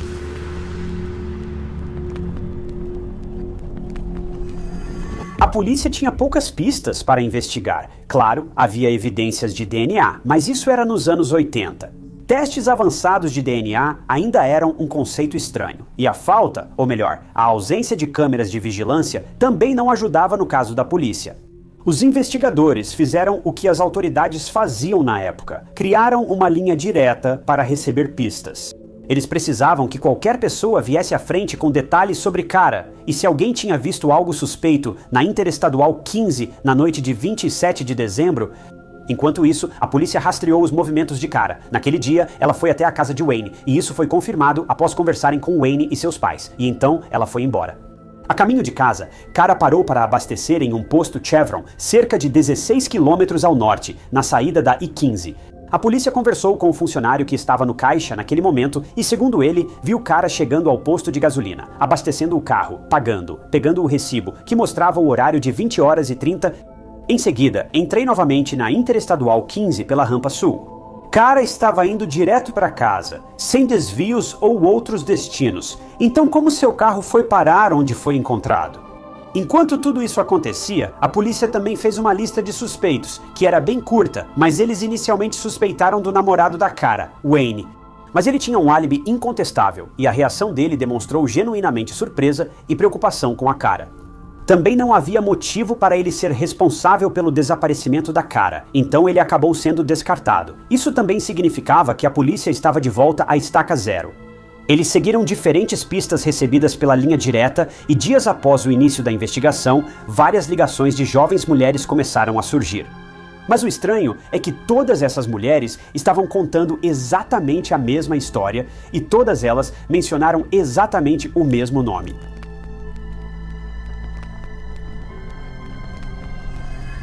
As mulheres que ligaram para a linha direta após o sumiço de Cara tinham cerca de 20 anos e dirigiam o mesmo carro que ela. Não apenas parecidos, mas exatamente iguais. Todas as mulheres tinham Fuscas e todos eram do mesmo modelo que Cara tinha. As mulheres também tinham uma semelhança impressionante entre si, então isso já começou de uma forma muito perturbadora para a polícia. Se este fosse realmente um caso de um criminoso em série, bem, ele tinha um tipo muito específico. As mulheres contaram aos investigadores que passaram por uma situação muito bizarra e desconfortável na mesma área onde o carro de Cara foi encontrado, na Mercy Road. As mulheres contaram que dirigiam à noite pela Interstate 15 quando foram paradas por um policial da Patrulha Rodoviária da Califórnia. O estranho era que o policial mandava as mulheres pararem no fim de uma saída isolada e sem luz, mesmo sem elas estarem infringindo a lei. Elas dirigiam dentro do limite de velocidade, sóbrias e sem imprudência, por isso se surpreenderam ao serem paradas por um policial rodoviário. Mas o que podiam fazer? Elas sentiam que precisavam obedecer e não podiam discutir com uma figura de autoridade. Bem, foi aí que as coisas começaram a ficar estranhas. O policial então passava a deter essas mulheres por 90 minutos de cada vez, não 9, 90. E isso também sem motivo algum. O policial se intrometia na vida das mulheres, fazendo perguntas desconfortáveis e fora de contexto antes de liberá-las. O policial não era ameaçador, mas às vezes exagerava ao tocar no ombro ou cabelo da mulher, deixando-as em choque e angústia. Você consegue imaginar ser parado por um policial da Patrulha Rodoviária da Califórnia sem ter feito nada errado e lidar com perguntas e atitudes inadequadas por 1h30? A polícia contatou outras pessoas que tiveram contato com esse policial e todas as mulheres parecidas com Cara foram detidas, por um tempo muito maior que o normal, enquanto motoristas homens eram liberados em 5 a 10 minutos após serem parados na rodovia. Foi realmente bizarro, mas algo levou essas mulheres, que também eram vítimas, a se manifestarem. Foi um segmento de TV falando sobre segurança nas estradas que foi ao ar após o desaparecimento de Cara. Veja, 2 dias depois que Cara pegou a rota I-15 para a casa do namorado, e a descoberta assustadora do carro e do corpo dela. Uma emissora de notícias gravou um segmento com um policial rodoviário da Califórnia para dar dicas de segurança e orientar sobre o que fazer ao ficar preso na estrada. O rosto desse segmento era um policial rodoviário modelo, um veterano de 13 anos, Craig Payer. Ele era um homem de meia idade que transmitia segurança e parecia alguém a quem você recorreria para pedir ajuda se ficasse preso na beira de uma estrada escura. Craig foi visto dirigindo na sua rota habitual, a Interestadual 15, o mesmo caminho que Kara havia feito. Enquanto conversava com o cinegrafista, ele também dava dicas de segurança para os telespectadores na estrada. Esse segmento passou em todas as TVs, e todos os homens, mulheres, idosos e crianças o assistiram, incluindo as mulheres que depois ligaram para a linha direta da investigação do assassinato de Kara. Elas já tinham visto esse homem antes, porque esse era o mesmo policial rodoviário da CHP que as parou à noite por um tempo suspeitamente longo e agiu de forma não profissional com elas. Esse mesmo sujeito agora estava na TV dando dicas de segurança para motoristas na rodovia, mas havia também outra coisa que muita gente simplesmente não conseguia ignorar. Craig estava com ferimentos no rosto, pareciam arranhões, e ele nem sequer tentou escondê-los. Eles estavam totalmente visíveis. Mesmo que antes não dessem importância, agora a polícia tinha a informação de que Craig, modelo de policial rodoviário com histórico impecável, aterrorizava mulheres e as deixava angustiadas nas estradas remotas da I-15. Bem, eles sabiam que não podiam ignorar esse detalhe, então a polícia investigou mais o Craig. Queriam checar onde ele estava quando Kara também estava na I-15. Um frentista de outro posto próximo de onde o carro da Kara foi achado foi interrogado pela polícia sobre ter visto o Craig naquela noite fatídica. E bem, essa pessoa tinha visto o Craig. Era por volta das 9h30 então, cerca de uma hora depois que a Kara abasteceu o carro naquele posto Chevron. E de acordo com o frentista, o Craig parecia muito nervoso e desleixado. Ele tinha no rosto os mesmos ferimentos mostrados no segmento de TV. Quando o frentista puxou conversa com Craig e perguntou sobre sua noite, ele disse que teve uma noite difícil. A esposa do Craig também se apresentou e contou à polícia que também viu os ferimentos no rosto dele quando ele voltou do trabalho naquela noite, e ele deu a ela uma explicação meio vaga. Então, discrepâncias nas multas por excesso de velocidade levantaram muitas suspeitas para a polícia. Veja bem, 2 irmãos relataram à polícia que Craig os multou por excesso de velocidade por volta das 22h. Mas quando esses registros foram verificados, mostraram que Craig havia apagado o horário original e alterado para 21h20, dando a ele um álibi para aquela noite. Tudo isso era muito estranho, então a polícia tinha um motivo forte o suficiente para prender Craig sob suspeita. E não é que, veja só, foi exatamente isso que eles fizeram.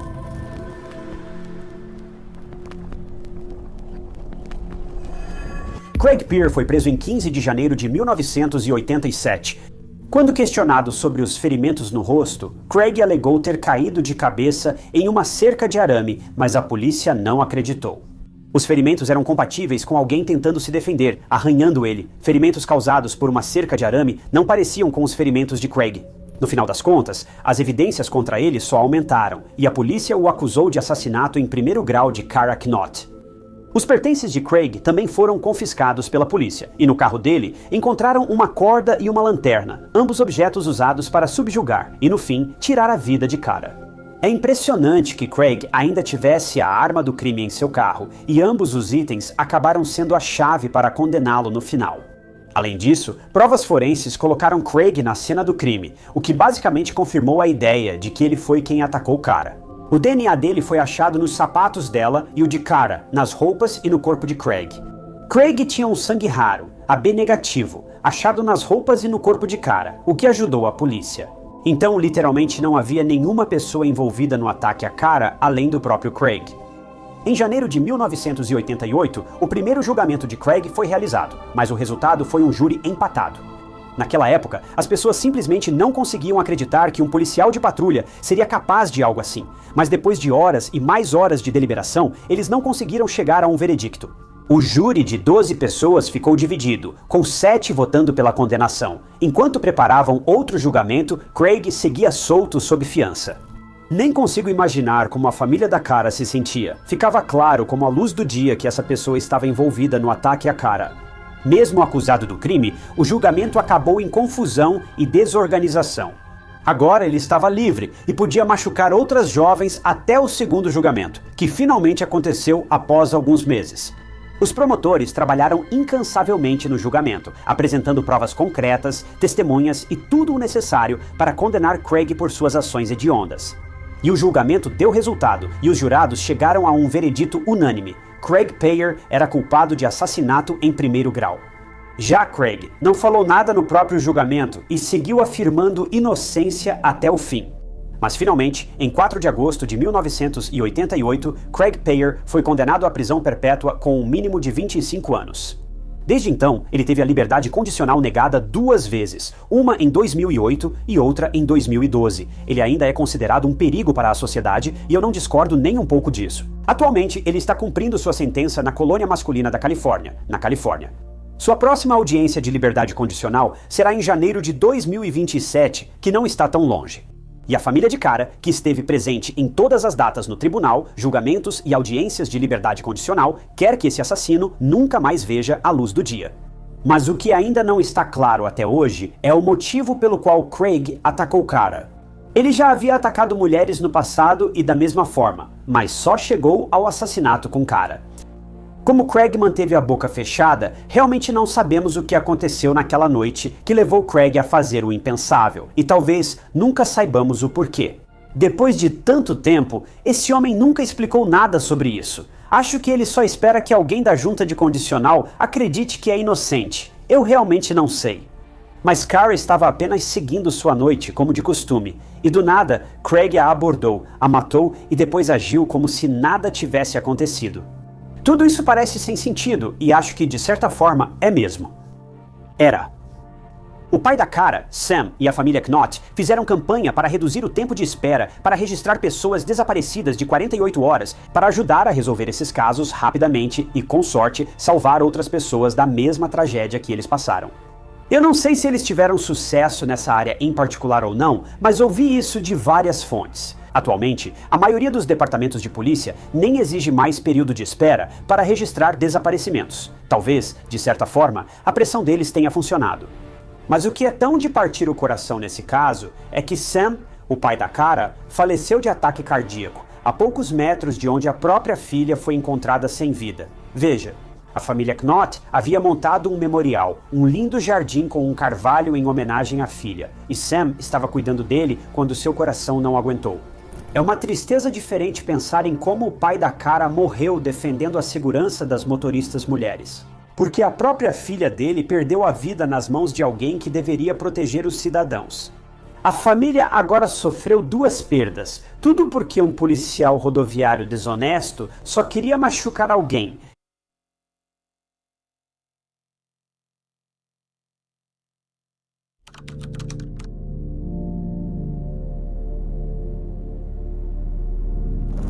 Em uma cidade tranquila da Carolina do Norte, um segredo estava crescendo, um que iria chocar o país. Stephen Plateau, um homem com um passado sombrio, e sua filha, Kate Fusco, uma jovem em busca de sua identidade, se viram ligados por mais do que apenas o amor familiar. O que começou como uma reunião de família se transformou em um relacionamento proibido, levando a uma tragédia que ninguém poderia ter imaginado. Amor, obsessão, traição e assassinato. Esta não é apenas uma história de crime, mas um pesadelo escondido atrás de portas fechadas. Stephen Plateau nasceu e cresceu em Levittown, Nova York. Ele era definido como um cara estranho que raramente socializava na escola. Ele era quieto e frequentemente sofria bullying dos outros alunos. Bem, avançando para 1995, aos 20 anos, Stephen conheceu Alyssa, de San Antonio, Texas, em uma sala de bate-papo online. Porém, surgiu um grande problema. Alyssa tinha só 15 anos quando conheceu Stephen. Eles começaram a conversar e tudo evoluiu rapidamente. Basicamente, para resumir a história, Stephen viajou de Nova York até o Texas, ficou na porta da casa de Alyssa e exigiu que eles oficializassem o relacionamento. Ficou claro que Stephen, de 20 anos, estava manipulando Alyssa, de 15 anos. Até mesmo os pais de Alyssa ficaram surpresos com toda a situação. Por algum motivo, eles não impediram Alyssa de ir para Nova York com Stephen. Antes que percebessem, Alyssa, aos 16 anos, ficou grávida. Agora, isso já era um pouco complicado porque Alyssa ainda era menor de idade. E agora, em 9 meses, ela seria mãe. Tudo isso estava acontecendo tão rápido que estava realmente deixando todo mundo de cabeça girando. Isso veio completamente do nada. Bem, as coisas só piorariam a partir daqui. Alyssa logo teria mais do que apenas uma ideia de quem Stephen realmente era. Ele era volátil e mudava de calmo para calamitoso em meio segundo. E para piorar, também ficou comprovado que ele maltratava animais. Esse homem era realmente fora do comum. Bem, logo Alyssa finalmente percebeu que estava isolada em uma cidade enorme, sem contato com a família ou amigos, e também presa a um homem do qual não havia como escapar. Mesmo após o nascimento da filha Denise, Estevão manteve seus comportamentos abusivos. Ele perdia a cabeça toda vez que Denise chorava e até tentou trancá-la em um baú de gelo uma vez, na esperança de, aspas, calá-la. Felizmente, Alyssa encontrou Denise, que estava quase ilesa, pois sendo bebê, sua mente jovem não compreendia. O próprio pai dela tentava sufocá-la, mas Estevão nem segurava ou alimentava a filha. Isso é simplesmente insano. Denise era do próprio sangue dele, sua própria filha, mas ele era tão indiferente com ela. Enquanto isso, Alyssa estava sendo submetida ao mesmo tipo de abuso, se não mais intenso ainda. Mas, de forma devastadora, Alyssa não deixava Estevão, mesmo que os dois nem fossem casados. Agora, eu não sei se era por medo genuíno ou porque ela foi manipulada por Estevão desde muito jovem, mas Alyssa não conseguia reunir coragem para pegar sua filha e deixar esse homem ameaçador. Mas ela tinha certeza de uma coisa: Denise não podia viver assim. Não queria que Denise virasse mais um brinquedo para Estevão manipular e destruir. Então, quando a pequena Denise tinha apenas 8 meses de idade, Alyssa a colocou para a adoção. Denise acabou sendo adotada por uma família incrível, os Fusco. Alyssa e Estevão se casaram em 2006, e não me pergunte por quê ou como, porque sinceramente estou tão confuso quanto você. Mas pessoalmente, acho que Alyssa provavelmente estava com muito medo de deixar Estevão. Porque como um típico abusador emocional, Estevão ameaçava tirar a própria vida se Alyssa o deixasse. E Alyssa, ela não queria carregar essa culpa, por mais que ela tivesse medo dele. Alyssa amava Estevão e não suportava a ideia de algo ruim acontecer com ele, mesmo que fosse causado por ele mesmo. E Estevão sabia disso, o que fazia com que Alyssa caísse direitinho no joguinho dele. Ele era um mestre da manipulação. Se isso não bastasse, Alyssa teve mais 2 filhas com Estevão. Mas Estevão continuava sendo volátil e abusivo com Alyssa, e completamente negligente quando se tratava de cuidar das filhas. Mas, sendo realista, isso já era praticamente esperado.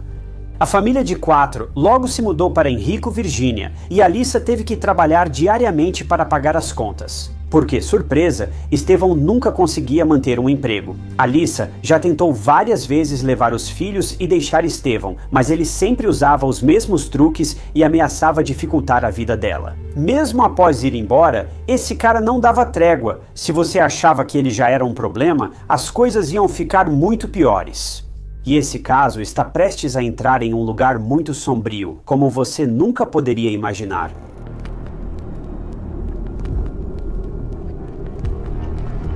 Enquanto Alyssa estava presa morando com Stephen, Denise, por outro lado, recebia todo o amor e cuidado de seus pais adotivos, Antônio e Kelly. Fusco recebeu Denise em sua casa em Dover, Nova York, e mudou legalmente seu nome para Katie, marcando um novo começo para ela. A mudança de nome foi simbólica e sinalizou um novo começo para a vida dela como Katie Fusco. Katie foi criada em uma família muito normal. O amor dela pelos animais era muito profundo, tanto que ela tentava ser vegetariana sempre que podia. Ela gostava de arte, escrever e era líder de torcida na Dover High School. Planejava estudar arte na Dutchess Community College e trabalhar com publicidade online. Katie tinha muitos planos e é emocionante ver o quanto evoluiu desde o início. Ela foi criada, por assim dizer, por Steven, de estar em uma casa instável e em um ambiente inseguro, onde o próprio pai queria tirar sua vida e não hesitava em machucá-la, para agora estar em um lar amoroso e estável, com pais que a adoravam e uma vida normal. Anthony, seu novo pai, era um agente penitenciário aposentado do Instituto Federal Correcional em Danbury, Connecticut, e Kelly, sua nova mãe, era secretária. Eles já tinham uma filha, mas decidiram adotar Kate em vez de ter outro filho biológico. Os Fusco eram uma família muito normal e feliz. Eles eram exatamente os pais que Kate precisava. Kate tinha muitos sonhos e ambições, e seu talento criativo era inegável. Ela tinha só 16 anos e suas palavras transmitiam mais emoção e força do que muitas grandes obras literárias. Era realmente uma jovem talentosa. Ela se formou no ensino médio em 2016 e estava ansiosa para entrar na faculdade. Mas havia uma coisa que Kate desejava mais do que tudo: descobrir quem eram seus pais biológicos e, se fosse possível, conhecê-los.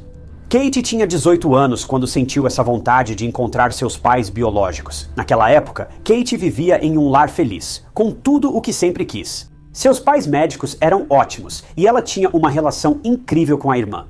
Mas sempre havia esse incômodo, comum a muitas crianças adotadas, o desejo de saber de onde vieram.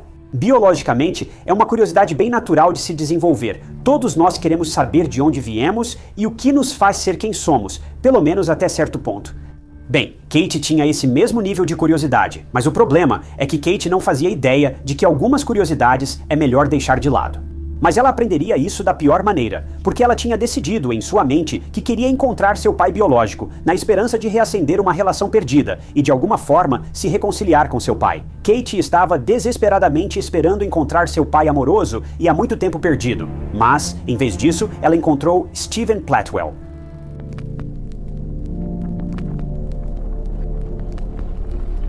Em agosto de 2016, Kate conseguiu encontrar sua mãe, Alyssa, no Facebook e lhe enviou uma mensagem. Tenho certeza de que Antônio e Kelly contaram para Kate sobre seus pais biológicos. Ela sabia que era adotada e tinha alguma informação sobre eles. Mas as informações que ela tinha eram de quase 2 décadas atrás. Assim, Kate realmente não sabia o que esperar dos pais biológicos. Enquanto isso, Alyssa, ainda com Stephen após todo esse tempo, seguia trabalhando em vários empregos para sustentar a família. Quando Alyssa viu a mensagem, foi uma surpresa agradável. Em seu mundo exaustivo, ela e Kate trocaram mensagens e logo fizeram planos para se encontrar. Kate e Alyssa se encontraram em Knightdale, Carolina do Norte. As duas conversaram por horas e Alyssa estava sinceramente muito feliz em ver Kate, ou Denise, aos seus olhos, vivendo uma boa vida.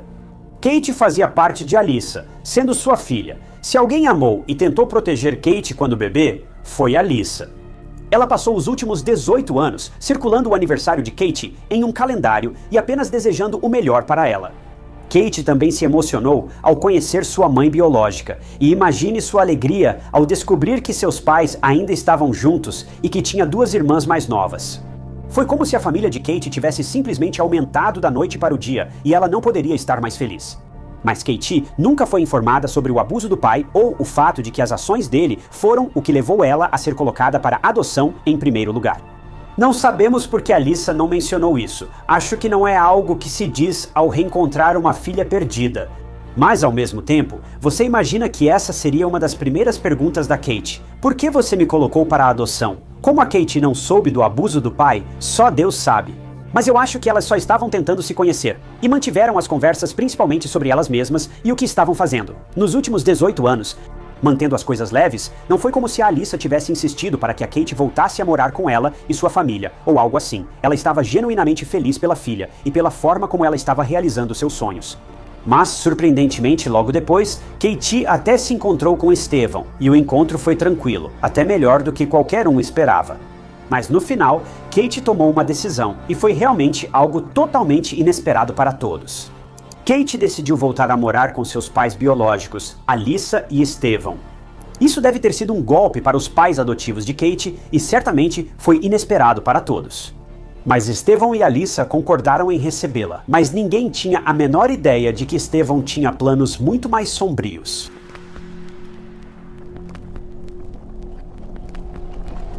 Depois de conhecer seus pais biológicos, Kate de repente mudou de planos, e isso envolvia toda a sua vida. Antes, ela ia para a faculdade e pensava em trabalhar com publicidade online. Agora, ela queria largar tudo e voltar a morar com seus pais biológicos. Os pais adotivos de Kate ficaram chocados ao ouvir isso. Não queriam que ela interrompesse seus planos para voltar a Henrico. Mas há um detalhe: Kate tinha 18 anos. Ela podia tomar decisões por conta própria. E mesmo que seus pais tentassem argumentar com ela, se Kate quisesse fazer alguma coisa, ela podia.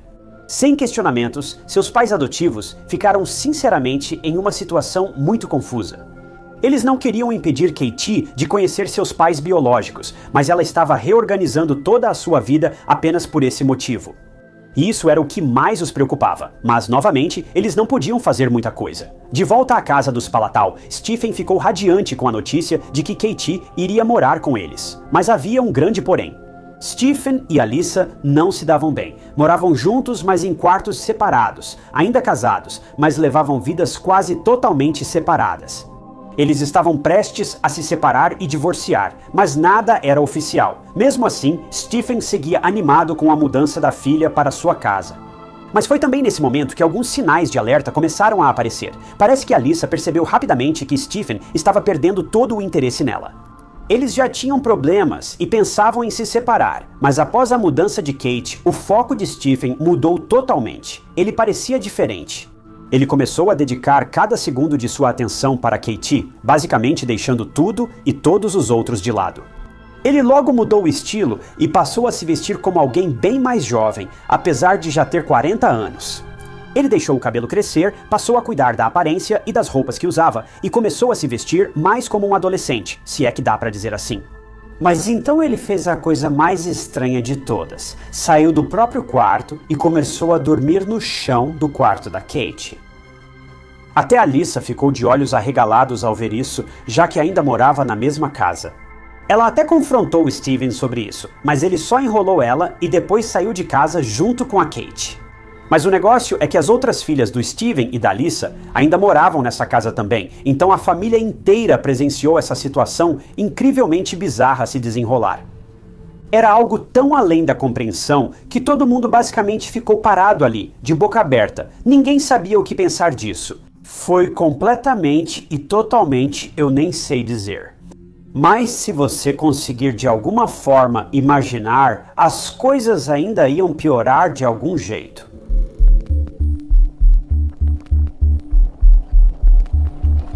No final de tudo, Alyssa se mudou da casa dos Plato em novembro de 2016 e ela e Estevão ficaram com a guarda compartilhada das duas filhas, Alyssa. Sair de casa só piorou ainda mais as coisas. E já vou avisando, isso vai ficar insano da pior maneira possível. Veja, Alyssa levava as duas filhas com ela de vez em quando. E um dia, em maio de 2017, ela encontrou uma anotação no diário da filha que literalmente a deixou enjoada. O diário revelou que Estevão e Kátia estavam namorando. E sim, você ouviu direito. Um pai estava em um relacionamento com sua própria filha, e não só isso, mas Kátia agora estava grávida de um filho de Estevão.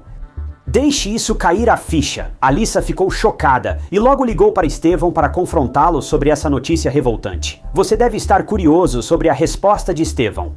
Bem, tudo o que ele disse foi: eu pensei que você soubesse que estamos apaixonados. E ele disse isso com tanta naturalidade, como se não houvesse nada de errado em estar apaixonado pela própria filha. Se esse homem é bom em alguma coisa, é em deixar as pessoas enojadas. Agora, Alyssa realmente chamou a polícia para Stephen por motivos óbvios, mas nenhuma prisão foi feita. Enquanto isso, Kate e Stephen foram morar com a mãe de Stephen em Knightdale, Carolina do Norte, e os dois tinham planos de se casar. Agora, como a mãe de Stephen permitiu que isso acontecesse? Olha, eu já nem sei mais a quantidade de erros e julgamentos equivocados em torno desse caso. Sinceramente, não consigo nem imaginar como tudo isso aconteceu. Quando parece que o caso não pode piorar, ele mostra novamente que você está errado. Alyssa achou que tinha feito a parte dela ao chamar a polícia para Steven e pensou que eles cuidariam de tudo, mas ela ainda teria outra surpresa. No dia 20 de julho de 2017, Stephen, com 43 anos, e Kate, agora com 20, se casaram e fizeram uma cerimônia em Maryland, junto com a mãe de Stephen e os pais adotivos de Kate. Kate postou fotos do casamento nas redes sociais, e em todas é claro que está grávida. O mais perturbador, além de um pai se casar com a filha, é que os pais da noiva e do noivo sorriam, como se fosse um casamento normal. Agora, eu realmente esperava que eles só estivessem fingindo para não causar confusão, mas ao mesmo tempo, causar confusão. Isso é errado de todos os ângulos possíveis e imagináveis. Esse casamento deveria ter sido ilegal, e era, mas Stephen, além de ser uma pessoa desagradável, infelizmente também era inteligente. Ele mentiu na papelada, dizendo que ele e Kate não eram parentes de sangue, tornando o casamento legal. Porém, não é realmente válido se você mente. Mesmo assim, a papelada foi aprovada e os dois agora eram, de certa forma, um casal legalmente casado. O que eu não consigo entender é como os pais adotivos de Kate conseguem simplesmente ficar ali com um sorriso no rosto, quase como se estivessem apoiando isso. Como Kate, uma mulher de 20 anos, pôde permitir isso? Ela não estava sob ameaça, nem sentia medo, diferente de Alyssa. Kate escolheu isso porque era o que ela queria. Mas veja só. Antes de sair, Alyssa contou tudo para Kate, que Stephen abusou dela quando bebê, tentou tirar sua vida e nunca cuidou dela como filha. Alyssa contou tudo, mas Kate parecia não se abalar com nada disso. Parecia que ela falava com uma Kate robótica, sem emoção, e deve ter achado que Alyssa mentia. Alyssa tinha certeza de que Stephen teve participação em lavar o cérebro e fazer com que Kate se voltasse contra a própria mãe, o que é simplesmente devastador. Parece realmente uma história fictícia distorcida, mas isso é vida real e vai ficar ainda mais doentio.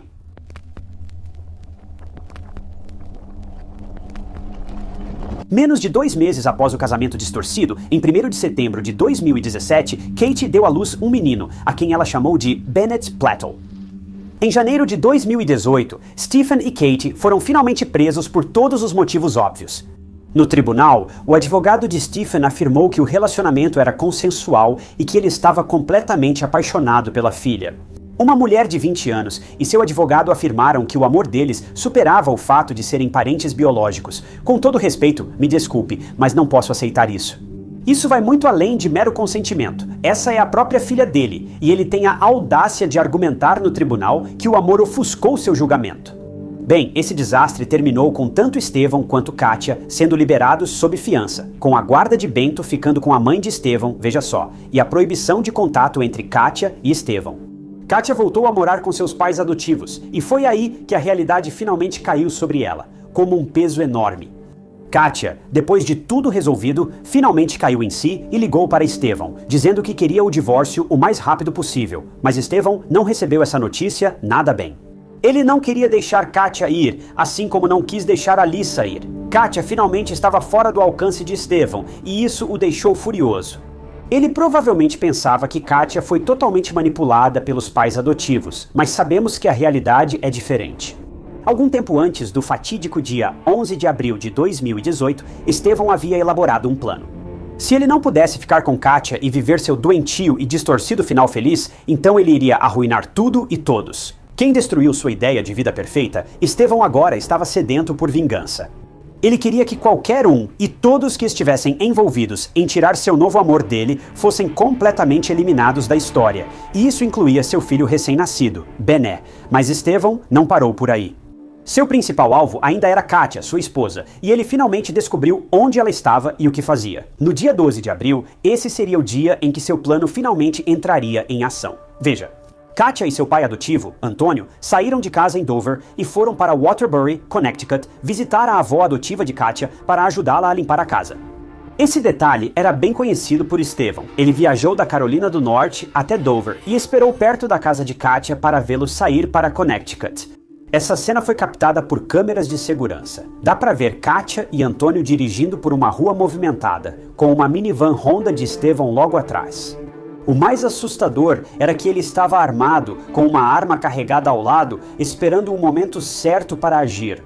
Em minutos, Antônio alcançou seu objetivo, reduzindo a velocidade do carro em uma placa de pare no cruzamento da Rota 7 com a 55 a caminho de New Milford, Connecticut. Estevão parou ao lado deles na placa de pare e disparou tiro após tiro contra o carro de Antônio, contra sua filha Kátia e contra o pai dela, Antônio. Testemunhas disseram que tudo estava tranquilo até ouvirem sons estridentes no cruzamento. Após os ruídos, a minivan acelerou e desapareceu. Polícia e serviços de emergência foram acionados, e ao chegarem ao carro, policiais e paramédicos ficaram sem palavras. Os corpos de Kate e Antônio foram achados em seus assentos, com o chão do veículo coberto de balas, evidenciando que o ataque de Estevão foi frenético e implacável. Ele queria ter certeza de que não erraria o alvo e, infelizmente, foi bem sucedido. Mas na época, a polícia não sabia que isso tinha sido feito por Estevão Platt, então ficaram com muitas perguntas. Ninguém sabia quem havia atacado 2 pessoas de modo tão cruel. Então, outra ligação para o 190 foi recebida, desta vez feita pela mãe de Estevão. Durante a ligação, ela estava histérica. Havia recebido uma chamada de Estevão, que confessou tudo, inclusive como tirou a vida de todos. A mãe de Estevão ligou para a polícia imediatamente e a equipe foi enviada para a casa dela. Mas assim que chegaram, perceberam que Estevão não estava lá e parecia estar fugindo. A 18 milhas de onde Antônio e Kátia foram encontrados em seu veículo, uma minivan prata foi descoberta em Dover. Quando a polícia chegou, viu um homem no banco do motorista com um ferimento auto-infligido. Em sua mão estava a mesma arma de fogo usada contra Antônio e Kátia. Estevão conseguiu, infelizmente, escapar da justiça ao escolher o caminho dos covardes. Se Estevão sabia que seria pego, ou se esse era seu plano desde o início, levou isso para o túmulo e tirou das famílias das vítimas o encerramento e a chance de justiça. Kátia, Antônio e o pequeno Bento foram enterrados em 21 de abril de 2018 no cemitério de São Carlos, em Dover Plains, Nova York. Alyssa agora ficou com feridas e arrependimentos dos quais nunca poderá se curar. Ela perdeu sua filha pelas mãos do próprio marido, um homem que claramente era doente, perturbado ou ambos. No final, 3 vidas foram tiradas e ninguém foi responsabilizado porque o próprio opressor resolveu agir por conta própria. Casos como esse não têm um lado positivo. Eles não oferecem um desfecho, não nos ensinam realmente nada, além de que monstros, assassinos, matadores, seja lá como você queira chamá-los, muitas vezes estão escondidos à vista de todos. Às vezes eles são nossos vizinhos, às vezes nossos pais, ou talvez até nossos cônjuges, e às vezes são ambos.